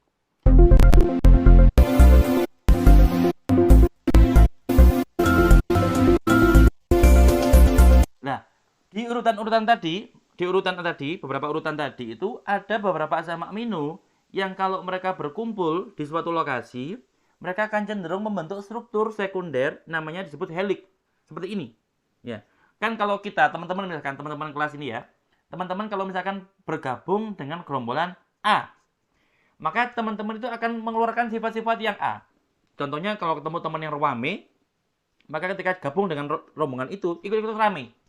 Sama dengan di sini, kalau asam amino itu bersama di sini, ya, dan di sini tuh banyak asam amino yang cenderung untuk membentuk struktur semacam ini, atau disebut sebagai alpha helix, maka terbentuklah struktur yang semacam ini di daerah itu. Sebaliknya di tempat lain, kalau ada segerombolan asam amino, yang mana di sana dia itu akan cenderung membentuk beta sheet yang kuning ini, maka ya terbentuklah struktur yang semacam ini. Ya. Jadi posisi asam amino itu memang benar-benar menentukan bagaimana dia membentuk struktur 3 dimensi protein secara utuh. Ya.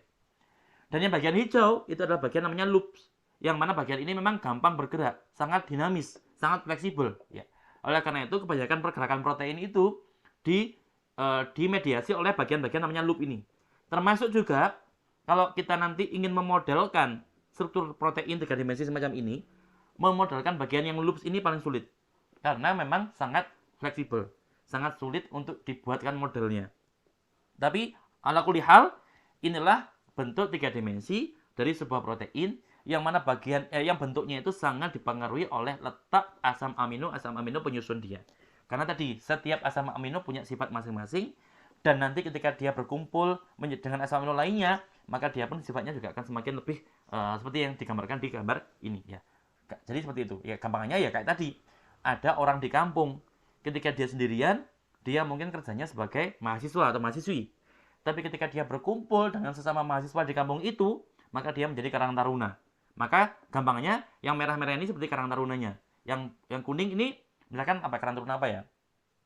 Misalkan ini adalah IPPNU.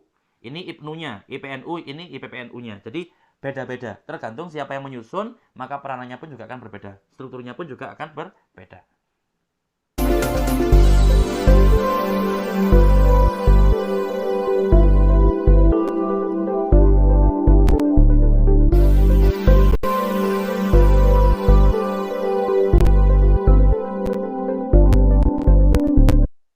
Lihat, ini protein reseptor tadi, ya, protein reseptor, ya. Meskipun dia tidak menempel di membran sel, tapi dia adalah reseptor. Kenapa kok reseptor? Karena dia mengikat ligan. Ya, ini yang biru agak muda itu ligan, ya. Jadi kalau ligan itu adalah molekul-molekul yang mengikat protein reseptor, protein yang besar ini, maka yang besar adalah reseptor, yang biru tua, sedangkan yang biru muda itu merupakan ligan. Mungkin saya balikkan. Ya, seperti ini, ya. Ligan. Nah, ligan itu adalah molekul-molekul yang mengikat reseptor. Kemudian, lokasi di mana dia mengikat disebut sebagai binding site. Binding site itu merupakan lokasi di mana molekul itu berikatan. Kalau yang mengikat itu adalah obat, maka tinggal ditambah, namanya adalah drug binding site. Situs atau tempat pengikatan obat. Kalau sekarang ini ligan, gampangannya adalah berarti ligan binding site atau situs pengikatan ligan. Intinya pokoknya binding site itu tempat berikatan dua molekul.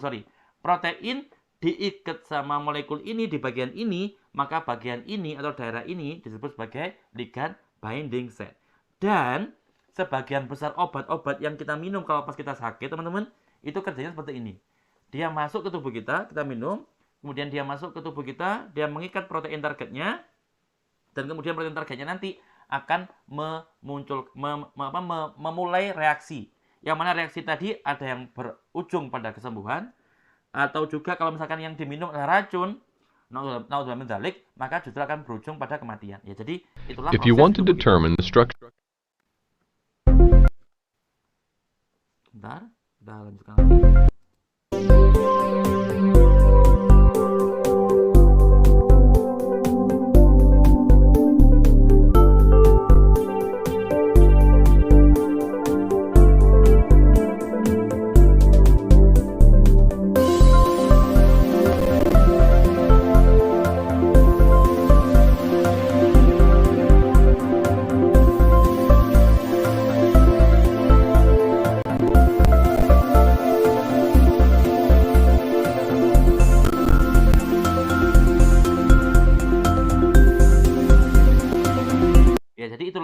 Apa yang terjadi di tubuh kita setiap kali ada di tubuh kita banyak senyawa kimia, kita makan, kita memasukkan senyawa kimia, kita minum, kadang-kadang juga di minuman kita ada senyawa kimia, ketika masuk terjadilah reaksi seperti itu tadi, maka itulah yang menyebabkan terjadinya reaksi berikutnya di dalam tubuh kita.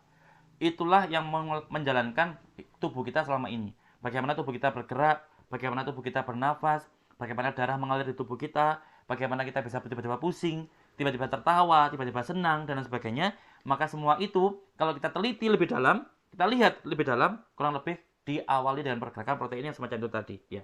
Jadi, itulah proses tubuh kita. Dan karena pentingnya protein di proses-proses tadi, ya, maka protein itu seringkali juga bisa digunakan sebagai penanda atau marker apakah seseorang itu sakit atau tidak. Dilihat, oh, kok orang ini di kulitnya, di sampelnya, itu banyak terdapat protein ini. Setelah diwarnai, kok warnanya menjadi coklat sekali. Oh, berarti orang ini memang sakit dan peluang dia sembuh kecil. Kalau seandainya memang proteinnya sangat banyak sekali. Ya, jadi itu nanti akan kita lihat di database yang akan saya tunjukkan. Kita percepat.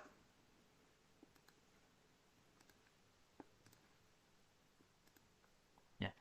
Maka untuk hari ini kita ya akan belajar tentang ini. Ini materi utama kita. Ya.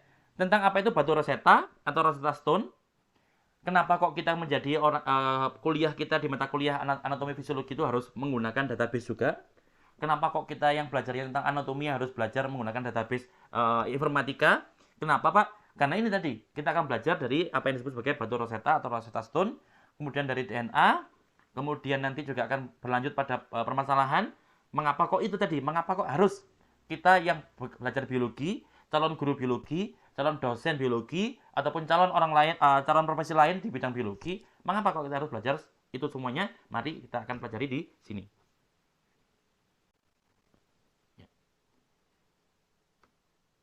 Ya, di sini pertama kita akan belajar tentang batu Rosetta. Apa itu batu Rosetta? Ya. Teman-teman tahu, batu Rosetta ini merupakan ini batu, ya, batu yang mungkin kalau zaman dulu batu peninggalan zaman kuno. Ya. Tapi apa kelebihan batu zaman kuno ini? Mengapa kok harus kita bahas sekarang? Ya. Jadi dulu orang-orang itu meyakini bahwa tulisan-tulisan yang tulisan Mesir kuno yang ada di piramid dan sebagainya itu merupakan bahasa yang sudah punah.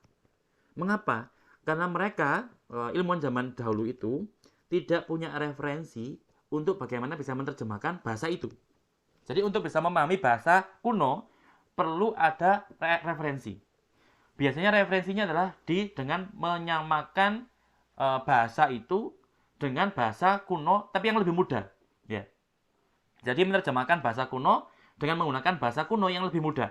Ya. Jadi dengan menemukan teks, yang teks itu berisi bahasa kuno dengan bahasa yang lebih mudah, masih kuno juga bahasanya, tapi lebih mudah, maka dengan itu nanti dibandingkan, itu cara kita menerjemahkan bahasa kuno. Ya. Termasuk di sini dulu sebelum ini ditemukan, para ilmuwan zaman dahulu, ilmuwan sejarah, tidak bisa menerjemahkan bahasa-bahasa hieroglif, bahasa-bahasa yang ada di Mesir kuno. Sampai akhirnya ditemukanlah batu ini, dan batu ini ditemukan di Mesir, di kota namanya kota Roshid. Makanya namanya batu Rosetta, ya, kota Roshid di Mesir, nama batunya sehingga dinamakan batu Rosetta. Yang mana di batu ini itu terdapat 3 bahasa. Sehingga dengan 3 bahasa itu, ilmuwan bisa menerjemahkan bahasa hieroglif yang katanya punah tadi, ya, karena mereka nggak punya referensi, maka di batu ini ditemukan ada referensi untuk bahasa kuno itu, ya. Di sini ada batu kuno, ya, ada bahasa hieroglif yang katanya punah itu. Tapi juga ada bahasa lain yang lebih mudah. Apa itu? Bahasa demotik. Ya. Kemudian juga ada bahasa kuno, Yunani kuno. Yang mana dengan bantuan Yunani kuno inilah mereka bisa menerjemahkan bahasa yang lainnya, termasuk terutama bahasa hieroglif yang tadi dianggap sebagai bahasa punah. Nah, konsep ini ternyata juga dianut di biologi. Apa itu? Kita tahu di biologi itu ada data berbahasa yang sangat sulit dipahami. Apa itu? DNA kita. DNA kita itu kan cuma ATGC. Urutannya penyusunnya cuma ATGC. Tapi kalau dia sudah sangat panjang sekali, banyak sekali, itu menjadi sulit untuk dipahami. Karena sulit dipahami, kita perlu cari cara bagaimana cara supaya bisa memahami apa yang terkandung, apa yang tersimpan, apa yang terekam di dalam DNA kita. Salah satunya dengan menggunakan bantuan-bantuan tool bioinformatika, ya. Karena kita sudah kesulitan untuk bisa memahami pola-pola yang terkandung di dalam DNA kita. Sebelum itu saya tunjukkan dulu. Ini gambaran Pulau Rosetta, kota Rosetta di zaman dulu, sehingga kota Roshid kalau bahasa Arabnya, bahasa Mesirnya, kota Roshid, tapi karena ditemukan di sana namanya menjadi Rosetta. Ya. Nah, kembali ke tadi, kita punya PR ini teman-teman. Apa ini? Ini bukan fases ya. Ini adalah kromosom kita. Kromosom yang memang bentuknya itu sangat mampat, sangat kompak, sangat padat, yang mana kalau kita kita urai, itu merupakan DNA kita yang sangat panjang sekali. Dan kromosom ini, setiap sel di tubuh kita itu memiliki 46 kromosom atau 23 pasang kromosom. Bisa dibayangkan betapa luar biasanya struktur ini. Kromosom yang panjang bisa dimampatkan, dan jumlahnya nggak cuma 1, tapi ada 46 di setiap sel kita. Ingat, di setiap sel, bukan di satu tubuh, tapi di setiap sel kita. Kemudian di setiap sel ada kromosom, yang kromosom ini masing-masing menyimpan kode-kode yang masih belum kita pecahkan. Jadi kalau kita olor, dia itu ATGC, AATT, GC, ATGC, macam-macam kodenya. Yang mana tadi, kode-kode tersebut ada beberapa bagian kecil yang namanya adalah gen. Yang berarti ada bagian tertentu dari DNA yang mengkode protein tertentu. Dan protein kita sangat banyak sekali. Dan protein di tubuh kita fungsinya luar biasa penting sekali. Karena proteinnya penting, maka DNA-nya pun juga penting. Tapi bagaimana ceritanya kok bisa DNA kita itu antara satu orang lain dengan kita itu relatif mirip, tapi kok bisa wajahnya berbeda, kok bisa sifatnya berbeda. Nah, kira-kira ada kode apa lagi sih yang bisa kita baca dari kode-kode DNA yang ada di manusia? Bahkan ada ilmuwan yang meyakini manusia itu dari hewan. Ya, karena apa? DNA-nya pun mirip. Terserah, kalau saya pribadi kurang yakin dengan anggapan itu. Saya menganut bahwa memang sama DNA kita dengan DNA mereka, mungkin sama, mirip ya. Tapi pola ekspresinya, pola pembentukan proteinnya, atau kapan protein itu dibentuk, kapan tidak, itulah yang menentukan bagaimana kita berbeda dengan makhluk-makhluk yang lainnya. Jadi masih banyak kode, masih banyak misteri yang masih perlu diungkap dari ATGC milik kita. Oleh karena itu, perlu bantuan tool-tool berbasis bioinformatika. Karena tadi, data yang diperoleh itu sangat besar ukurannya. Sudah besar, hurufnya banyak sekali, polanya nggak kelihatan. Baru kelihatan kalau kita menggunakan bantuan tool-tool berbasis teknologi yang nanti akan kita tunjukkan. Ya tadi bayangkan, kita punya 23 pasang kromosom atau 46 kromosom. Padahal satu kromosom saja itu bisa berisi sangat banyak sekali gen. Dan kalau kita fokus menghitung basa nukleotidanya, pasangnya, T dengan A, C dengan G, kita itu memiliki sekitar 3,3 miliar pasangan nukleotida. Luar biasa sekali jumlahnya. Ditambah lagi, kita punya sekitar 23.000 sampai 30.000 gen. Ya, gen kita banyak sekali, dan masing-masing gen itu mengkode satu protein minimal. Karena ada satu gen yang bisa mengkode lebih dari satu protein alternatif. Ya, jadi luar biasa kemampuan daripada gen kita ini. Meskipun kalau di total, gen kita itu jumlahnya sangat sedikit dibandingkan DNA kita. Dikatakan bahwasanya jumlah gen itu tidak sampai atau berkisar antara 1 sampai 5% atau masih kurang dari 10% dari total DNA kita. Tapi kendati pun begitu, fungsi gen masih tetap luar biasa penting. Karena tadi gen merupakan cetakan atau mengkode produksi protein tertentu. Ya. Next. Dan ini tadi, bayangkan, lihat teman-teman. Kita cuma punya gen sejumlah 23.000 sampai 30.000 gen. Jumlahnya gennya. Tapi protein yang dihasilkan itu 500.000 lebih. Artinya apa? Artinya satu gen bisa mengkode lebih dari satu protein. Lupa kok bisa, Pak? Iya. Kalau teman-teman tadi ingat, ketika proses mRNA splicing tadi, ketika intronnya dipotong, eksonnya ditambah, maka ekson mana saja yang digabungkan itu menentukan produk protein apa yang dihasilkan. Kalau misalkan tadi ada sebuah protein, ada sebuah mRNA, yang mRNA tadi punya ekson 1, ekson 2, ekson 3, ekson 4, ekson 5. Maka seandainya yang disambungkan itu hanya ekson 1, 2, dan 3, tok, yang ekson 4, 5-nya dibuang, maka protein yang dihasilkan adalah protein yang tersusun atas ekson 1, 2, dan 3 tok. Tapi di saat lain, bisa jadi ekson yang disambungkan, digabungkan itu ekson yang ke-1, ke-2, ke-3, ke-4. Atau di saat lain lagi, ekson yang ke-1, ke-2, 3-nya di-skip, ke-4 digabung, ke-5 digabung. Sehingga dengan kombinasi semacam ini, diperolehlah jumlah protein yang jauh lebih banyak daripada jumlah gen yang mengkodenya. Cetakannya lebih sedikit dibandingkan roti yang dicetak. Itulah apa yang terjadi di tubuh kita. Luar biasa besar data yang ada di tubuh kita. Oleh karena itu, sulit kita bisa memahami semuanya. Ini adalah urutan daripada DNA kita. AAA, TTT, GAA, TCT, GGC, C, dan sebagainya. Seterusnya sulit sekali kita pahami, sehingga akan menyulitkan kita, bahkan sampai mustahil bagi kita untuk bisa mengerti apa maksud dari kode ini. Untuk bisa memahami itu semuanya, kita perlu bantuan tool-tool bioinformatika. Yang mana itu semuanya akan memudahkan kita untuk memahami apa yang terkandung di dalam ini. Ya, itulah pentingnya mengapa nanti kita praktikum yang menggunakan piranti bioinformatika. Ya.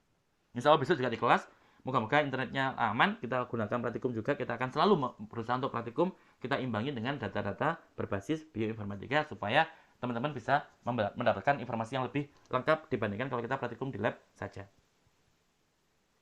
kita sudah punya ini. Jadi sekarang teman-teman, sekarang untuk menghasilkan ini, misalkan teman-teman, Pak, saya mau tahu DNA saya bagaimana. Teman-teman tinggal kirim, ya, ambil darahnya teman-teman. Dari darah itu nanti diambil sel darahnya, sel darah putih kemudian di sequencing. Sequencing itu berarti proses pembacaan. Sehingga nanti teman-teman akan dapat hasil semacam ini. Setelah teman-teman dapat ini, itu mudah sekarang. Memang masih mahal, tapi mudah. Buktinya banyak orang yang bisa melakukan itu. Ya. Mahal, tapi mudah. Sehingga sekarang membuat semacam ini untuk setiap orang itu bisa. Masuk akal. Ya. Tapi pertanyaannya adalah bagaimana cara kita mengambil makna dari data-data semacam ini. Itulah masih menjadi PR kita saat ini. Ya. Seperti ini teman-teman lihat. Mereka semuanya manusia. Ya, sama-sama manusia. Ya. Kromosomnya sama-sama 46. Ya. Kalau dilihat urutan DNA-nya, itu juga banyak kemiripan. Beda pasti ada. Tapi bedanya itu masih minoritas. Kebanyakan mereka mirip kalau dilihat dari urutan basa nukleotidanya atau urutan DNA-nya. Tapi kok aneh, kok beda? Dari wajah mereka beda. Ya, dari kemampuan sepak bola mereka beda. Dari bahasa mereka berbeda. Dari sifat-sifat mereka berbeda. Kok bisa? DNA-nya sama, urutannya mirip, tapi kok bisa mereka berbeda? Itulah PR kita saat ini. Sampai saat ini masih menjadi PR bagi kita. Begitu pula ini, sama. Mereka sama-sama manusia, Homo sapiens. Mereka sama-sama memiliki DNA. DNA mereka juga sama-sama terdiri atas 4 nukleotida, yaitu kalau nggak A, ya T, ya G, ya C. Tapi kok wajah mereka berbeda, cara mereka tersenyum berbeda, cara mereka bermain bola berbeda, kemampuan mereka untuk mencetak gol berbeda. Kok banyak sekali yang berbeda? Apa alasannya? Lagi-lagi itulah PR kita di bidang biologi yang masih perlu kita jawab hingga saat ini. Lebih-lebih semacam ini banyak sekali dan bayangkan ini terjadi pada seluruh orang di dunia kita. Meskipun ada di antara mereka yang mirip dengan kita. Kita punya saudara kembar.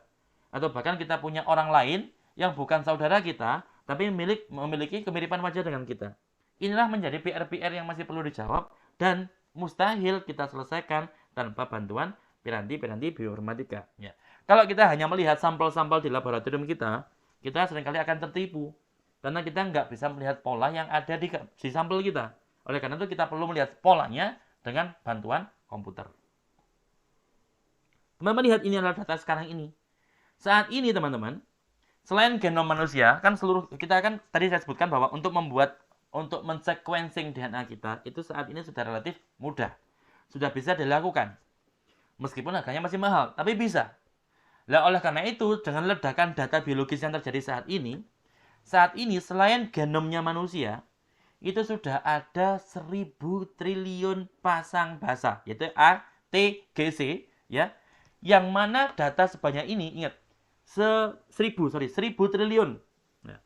1000 triliun pasangan basa, yang mana jumlah ini itu kita peroleh dari kurang lebih 165.000 spesies.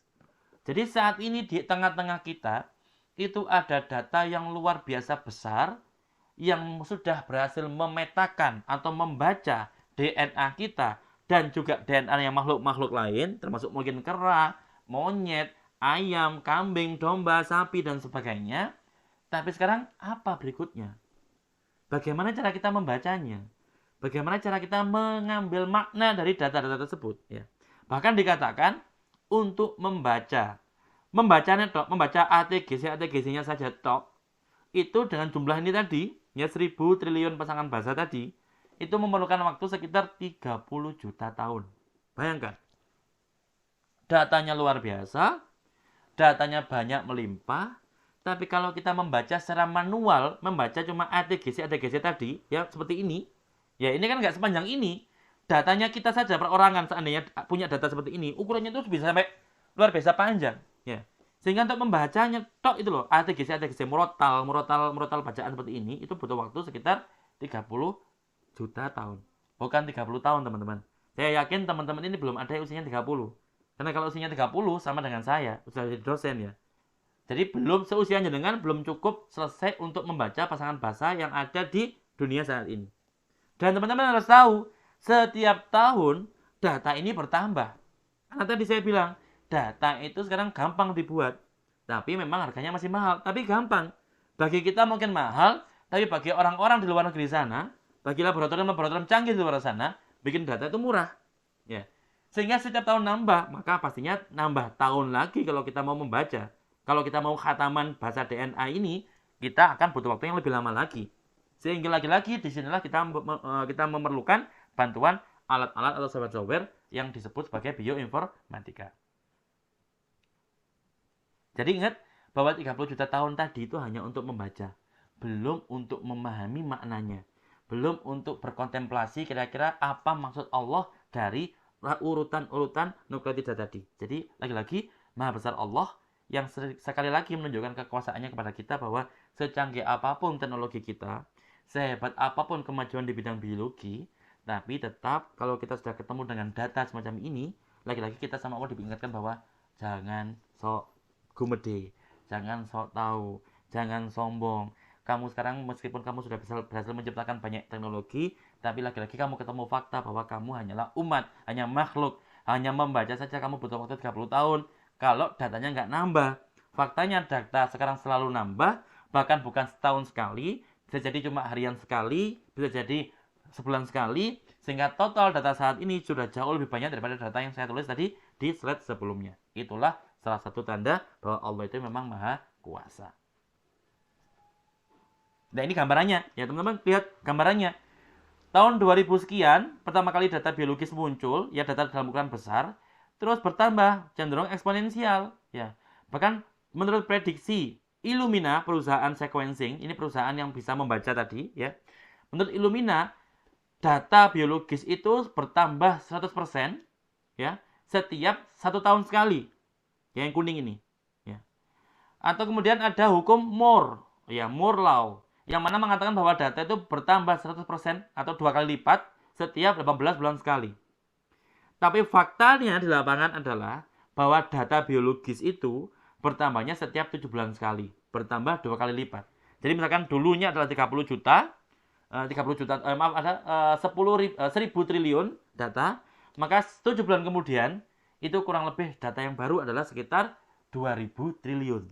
Kalau 1000 triliun tadi saja diperlukan waktu 30 juta tahun untuk membaca tok, maka kalau sudah 2000 triliun, kita butuh waktu 60 juta tahun untuk membaca stok. Lagi-lagi belum untuk memahaminya. Lagi-lagi ini semuanya lah yang membuat kita termotivasi untuk mengembangkan tool bioinformatika dan untuk belajar bioinformatika. Ya, bisa dipahami ya, mengapa kok mata kuliah kita ini pun juga perlu disambung dengan atau didukung dengan bioinformatika. Kalau nanti hari ini nggak cukup praktikumnya, maka besok kita bisa praktikum di laboratorium, atau kalau besok kan masih praktikum yang pertama. Saya masih belum pernah praktikum di Unpad Pasuruan. Ya, sehingga besok masih jujur, masih menjadi adaptasi saya dengan kampus kita tercinta. Ya. Jadi kita besok belajar seadanya, kita praktikum. Kemudian nanti lain waktu kita akan semakin bagus, insya Allah. Maka semakin ke depan kita semakin bisa menentukan waktu mana yang bisa kita pakai untuk praktikum dan sebagainya. Karena kemarin saya dengar dari kelas lain, ternyata katanya kemarin wifi-nya masih belum bisa 100% berfungsi. Ya, oleh karena itu mungkin nanti besok kita masih belum praktikum. Jadi teman-teman untuk praktikumnya nanti bisa mengikuti lewat YouTube. Teman-teman bisa mengikuti apa yang sudah akan saya berikan. Jadi saya berikan tutorial untuk bagaimana cara menggunakan database yang nanti akan teman-teman gunakan untuk menulis laporan praktikumnya. Ya, jadi seperti itu. Lanjut. Nah, karena data saat ini data diperoleh dengan jumlah yang banyak sekali. Ya, banyak. Jadi untuk membuat data banyak, data besar atau big data itu gampang saat ini. Karena teknologi sudah sangat maju, membuat data gampang, membuat data meledak itu gampang, maksudnya jumlahnya banyak sekali, tapi bagaimana menganalisisnya? Itu yang pertama. Yang kedua, data terus bertambah, setahun sekali bertambah 2 kali lipat, 7 bulan lagi bertambah menjadi 2 kali lipat. Sehingga data yang banyak tadi, gimana cara kita menyimpannya? Supaya nggak cuma menyimpannya, tapi juga harus bisa diakses. Karena percuma, data yang harganya mahal, banyak sekali, kalau cuma disimpan di lemari, maka nggak banyak orang yang bisa memanfaatkan itu semuanya. Sehingga untuk saat ini, ilmuwan berpikir bahwa bagaimana data itu dibuat, disimpan, dan diakses. Supaya data yang harganya mahal, ukurannya besar, jumlahnya banyak, tidak sia-sia. Jadi disimpanlah dengan sebuah database online. Jadi di database online atau pusat data online atau basis data online, maka di data-data yang tadi banyak sekali tadi bisa diakses oleh semua orang di seluruh dunia secara gratis. Untuk apa? Untuk masing-masing kita meneliti kira-kira apa sih yang bisa kita tarik kesimpulan dari gambar-gambar yang sudah ada. Apa sih kesimpulan yang bisa kita ambil dari data-data yang ada. Itulah sekarang motivasi para ilmuwan di dunia. Jangan sampai data yang sudah diperoleh dengan dana yang mahal, dengan luar biasa effort yang tinggi, energi yang luar biasa tinggi. Bagaimana caranya data-data yang diperoleh dengan susah payah tadi bisa di-share ke orang lain, termasuk dengan cara diunggah di basis data online, sehingga orang lain di seluruh dunia bisa mengunduh tanpa perlu harus datang ke perpustakaan tertentu. Ya, itulah teknologi zaman ini. Semuanya dimudahkan, maka sangat sia-sia kalau tidak kita manfaatkan dengan baik dan benar. Dan juga yang terakhir, ya, data yang dihasilkan itu bervariasi. Data 1, 2, 3, 4 bervariasi. Meskipun sampelnya sama-sama protein, levelnya sama-sama protein, tapi kalau pakai nama produk pabrikan yang berbeda, bisa jadi datanya pun juga bervariasi. Format data bisa berbeda. Maka bagaimana kita bisa menyatukan format data yang berbeda supaya kita bisa analisis bersama-sama, itu juga perlu teknologi bioinformatika. Ya, jadi dengan konsep database, maka data-data yang formatnya mungkin berbeda-beda tadi disamakan formatnya sehingga kita sebagai pembaca atau pengguna database bisa membaca dengan enak, semuanya tersambung, sehingga itulah kelebihan daripada database bioinformatika yang insya Allah saya yakin, saya husnudzon, insya Allah akan bisa membantu teman-teman untuk belajar dengan lebih enak dan lebih nyaman di kemudian hari. Teman-teman bisa bayangkan, ini contoh dokumen-dokumen atau contoh format-format data yang saat ini ada. Teman-teman tadi ingat, ada proses namanya transkripsi gen. Maka produk transkripsi gen di sebuah sel atau di sebuah jaringan, kalau kita ambil semuanya, kita sequencing semuanya, atau kita baca semuanya, maka data semacam itu namanya data transkriptom. Ya, transkriptom. Atau tadi teman-teman ingat, teman-teman punya DNA, dan DNA itu ada bagian namanya gen. Kalau semua gen teman-teman dibaca, di sequencing namanya, dibaca, jadi teman-teman dapat urutan DNA-nya, maka data itu namanya data genom. Maka format genom dengan data transkriptom pasti berbeda. Kalau semua proteinnya teman-teman dianalisis, maka data yang dihasilkan namanya proteom. Jadi proteom itu semua data proteomik yang ada di tubuh kita. Transkriptom, data tentang seluruh hasil transkrip atau transkripsi gen pada sebuah individu. Atau kalau misalkan jaringan tubuh kita ada metabolitnya. Ada metabolisme, ada produknya, ada substratnya, dan sebagainya. Maka proses semua itu, data yang membahas tentang itu semuanya namanya adalah metabolomics atau metabolom. Ya. Jadi data luar biasa. Atau tentang bakteri-bakteri yang ada di tubuh kita. Kalau ada mikrobiota yang hidup di tubuh kita, di permukaan tubuh kita, maka kalau kita sequencing mereka semuanya, ya kita isolasi dulu, kita sequencing, maka namanya datanya disebut sebagai data mikrobiom. Ada mikrobiom, ada eksposom, ada epigenom, ada genom, transkriptom, proteom, metabolom, mikrobiom, dan lain semuanya ini merupakan data yang bervariasi, ukurannya besar, bisa bergiga-gigabyte, sudah besar, bervariasi lagi menyulitkan kita, tapi beruntung ada namanya database biologi, memudahkan kita untuk memahami apa itu semuanya dengan mudah. Karena kita bisa menggunakan bantuan software-software untuk mengenali ada apa sih di balik data-data yang sedemikian rupa bervariasi seperti ini. Ya, itulah pentingnya kita menggunakan data-data bio atau database bioinformatika. Jadi dengan tantangan yang tadi saya sebutkan, maka peluangnya adalah data perlu atau harus disimpan dalam sistem yang efisien. Contohnya database. Jumlah data yang sangat besar menuntut atau memerlukan algoritma yang efisien. Dan alhamdulillah di database, beberapa database yang nanti akan saya sampaikan, itu juga ada. Ya. Kemudian data terus bertumbuh secara eksponensial. 2 kali lipat, berlipat-lipat. Maka perlu metode khusus yang dapat juga di-upgrade, upscale, ditingkatkan. Ya, jadi oleh karena itu, Pak, softwarenya sekarang ini ternyata dibuat tahun 2000 sekian. Berpuluh-puluh tahun yang lalu, misalkan 10 tahun yang lalu. Tapi selama software itu memang masih memiliki kemampuan untuk di-upscale, ya, maka bisa digunakan softwarenya. Ya. Apalagi kalau setiap saat softwarenya diupdate, maka tentunya juga akan lebih akurat daripada software yang update-nya itu 10 tahun terakhir. Ya, jadi seperti itu. Kemudian, Data yang bervariasi jenisnya menuntut atau memerlukan metode integrasi data yang akurat, perlu diintegrasikan. Semua data ini perlu diintegrasikan.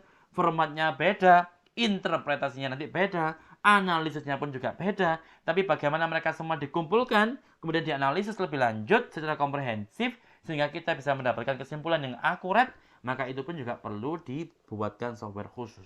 Dan alhamdulillah pun juga sekarang sudah mulai ada beberapa software yang bisa digunakan untuk keperluan semacam ini. Sebagai contoh, yang saya tahu ada namanya Galaxy.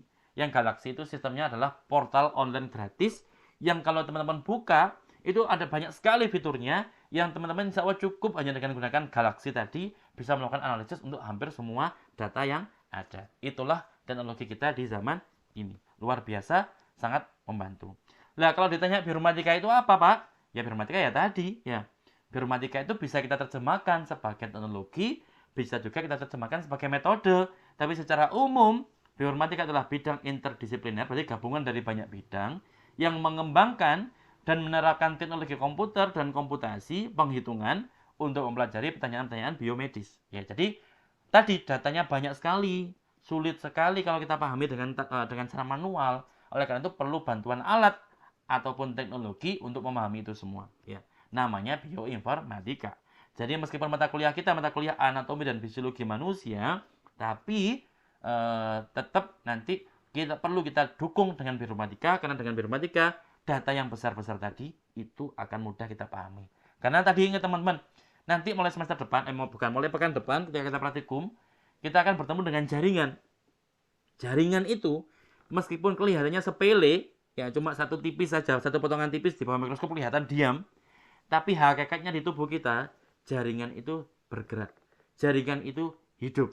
Dan jaringan itu terdiri atas banyak sekali sel. Mensimulasikan sel saja sulitnya bukan main. Apalagi mensimulasikan jaringan. Yang pastinya jauh lebih sulit daripada kita mensimulasikan sel maupun mensimulasikan molekul-molekul yang lebih kecil ukurannya daripada sel maupun jaringan. Ya. Dalam konteks ini kita bisa melihat bioinformatika dalam dua hal. Dalam dua perspektif. Yang pertama, bahwa bioinformatika adalah sebuah teknologi. Apa itu artinya? Bahwa bioinformatika adalah teknologi yang kuat untuk mengelola, untuk mengajukan pertanyaan, dan untuk menganalisis data besar dalam ilmu kehidupan. Kayak tadi, datanya banyak sekali, setiap saat bertambah jumlahnya, maka untuk mengelola data-data tadi, menganalisis data-data tadi, untuk menghipotesiskan, membuat hipotesis, dan juga pastinya untuk menganalisis datanya, perlu bantuan piranti-piranti bioinformatika. Dalam konteks ini, berarti bioinformatika bisa diartikan sebagai teknologi yang membantu kita untuk memahami data yang luar biasa, besar, dan misterius tadi. Ya. Yang kedua, bioinformatika juga bisa kita gunakan sebagai sebuah metodologi, sebuah metode yang mana dalam hal ini bioinformatika merupakan pendekatan dari atas ke bawah, ya, holistik, lengkap, berbasis data. Karena kita mengambil data, kita analisis, baru kita ngomong. Jadi berbasis data. Ya. Merentang seluruh genom, ya jadi seolah-olah genom itu kita urutkan, kemudian kita dapatkan sekuennya, ATGC-ATGC-nya. Ya. Kemudian juga sistem yang bisa kita gunakan untuk membuat hipotesis baru. Karena semuanya based on data. Kalau ada data, kita bisa ngomong banyak. Ya. Meskipun jangan ngomong pada sesuatu yang tidak ada datanya. Tapi kalau ada data dan datanya banyak, maka pastinya kita bisa ngomong dengan akurat, dengan panjang lebar, yang semuanya tergantung atau berdasarkan pada data yang ada pada tangan kita. Ya. Lagi-lagi tadi, Pak, saya kan di Indonesia, Pak. Sedangkan mereka yang membuat data itu orang-orang Barat. Jangan salah. Data mereka itu kan data yang mereka buat dengan uang pajak biasanya. Jadi uang pajak mereka terima dalam bentuk riset grant. Kemudian ilmunya bekerja mengumpulkan data tadi. Karena memang data itu dikumpulkan menggunakan uang rakyat, maka data yang dihasilkan pun juga harus diunggah. Bisa diakses secara publis. Maka kita pun orang Indonesia itu juga bisa menggunakan data-data yang semacam itu. Kita orang Indonesia pun dengan data seperti itu kita bisa ngomong banyak. Karena kita bisa membuat hipotesis baru berdasarkan data yang kita peroleh dari database biologi tersebut. Ya. Kemudian kita membuat hipotesis baru. Kemudian kita mencari bagaimana pola yang ada di data-data tersebut. Itu pun juga bisa.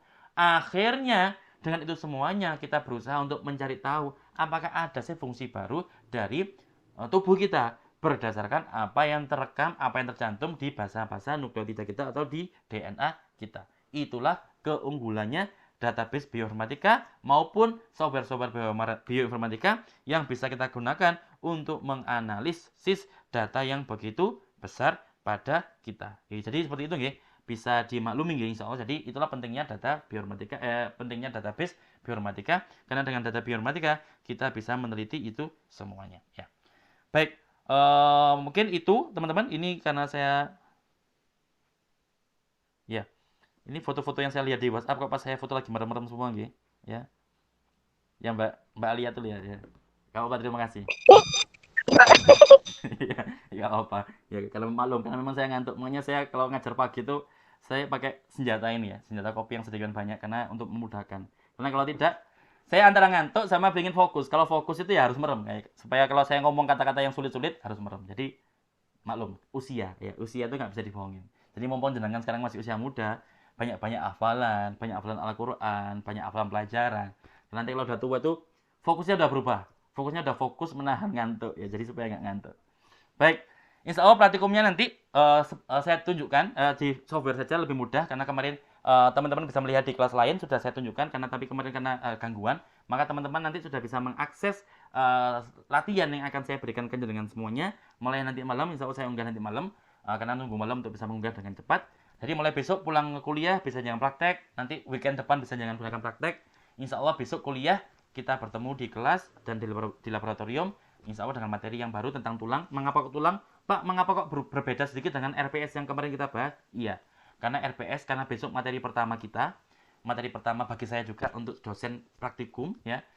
Saya pernah praktikum di tempat lain, tapi untuk di Unpad Pasuruan belum pernah, sehingga topik yang saya pilih besok adalah topik yang paling saya kuasai, yaitu topik tentang tulang. Dan juga untuk topik tulang kita tidak perlu banyak materi ya, karena tulang kan kita tahu bahwa tulang itu ya seperti itu ya, sehingga kita punya patung tulang di lab saya lihat kemarin, maka itu bisa kita gunakan untuk belajar. Kita punya beberapa preparat awetan kita bisa gunakan untuk belajar, ditambah lagi nanti informasi tambahan yang sudah saya siapkan untuk jenengan selama besok di kelas ya. Jadi itulah alasan kenapa kok materi pertama kita praktikum besok adalah tentang tulang ya. Mungkin seperti itu teman-teman, karena setelah ini saya ada kegiatan lain. Jadi saya mohon maaf, saya masih punya utang setengah jam dengan jenengan, karena hari ini saya tadi mengajar hanya 2 jam setengah. Tapi insya Allah nanti akan saya bayar dalam bentuk tutorial praktikum, yang mana hutang setengah jam saya insya Allah bisa terlunasi dengan tutorial tersebut. Ya, jadi mohon keridoannya. Insya Allah nanti kita bertemu, dan dalam waktu mungkin kalau perlu kita tambah waktu belajarnya. Ya, jadi silakan teman-teman kalau ada pertanyaan bisa bertanya. Insya Allah nanti akan saya jawab ketika saya punya waktu luang untuk menjawabnya. Terima kasih.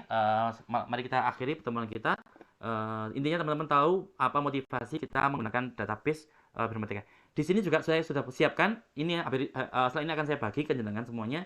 Jadi jenengan bisa mempelajari tutorial yang sudah saya buatkan di bagian belakang daripada slide ini. Sekian, semoga yang telah pada hari ini bermanfaat. Bismillahirrahmanirrahim. Rabbana anfa'na bima 'allamtana, Rabbi 'allimna alladhi yanfa'una, Rabbi faqina wa faqih ahlana wa qarabatin lana fi dinina ma ahlil kutri unta wa dhakar, Rabbi wafiqna wafiqhum lima tartadi qawlan wa fi'lan karama, warzuqil kulla halalan daima wa khilla atqiya ulama, nahda bil khairi wa nufa kulla syar, Rabbana aslih lana kulla syu'un wa ta'abir minkal uyun, واقض أنا ربنا كل الديون قبل أن تأتينا رسل المنون، واغفر استر أنت أكرم من ستر، وصلاة الله تغشى المصطفى من إلى الحق دعانا والوفاء، بكتاب فيه للناس شفاء، وعلى الآل الكرام شرفا، وعلى الصحب المصابه الغرار، اللهم اهدنا بهداك واجعلنا ممن يسارع في رضاك، ولا تولنا وليا سواك، ولا تجعلنا ممن خالف أمرك وعصاك، وحسبنا الله ونعم الوكيل، نعم المولى ونعم النصير، ولا حول ولا قوة إلا بالله العلي العظيم، وصلى الله على سيدنا محمد وعلى آله وصحبه وسلم، والحمد لله رب العالمين. يا ربنا اعترفنا بأننا اقترفنا وأننا أسرفنا على الله أشرفنا، فتب علينا توبة تغفر كل حوبة، واستر لنا الأورات وآمن الروعات، واغفر لوالدينا ربي ومولودينا والأهل والإخوان وسائر الخلان وكل ذي محبة أو جيرة أو صحبة والمسلمين أجمع آمين رب فاسمع فضلا وجودا منا لا باكتساب منا بالمصطفى الرسول نهضى بكل سول صلى وسلم ربي عليه عد الحب وآله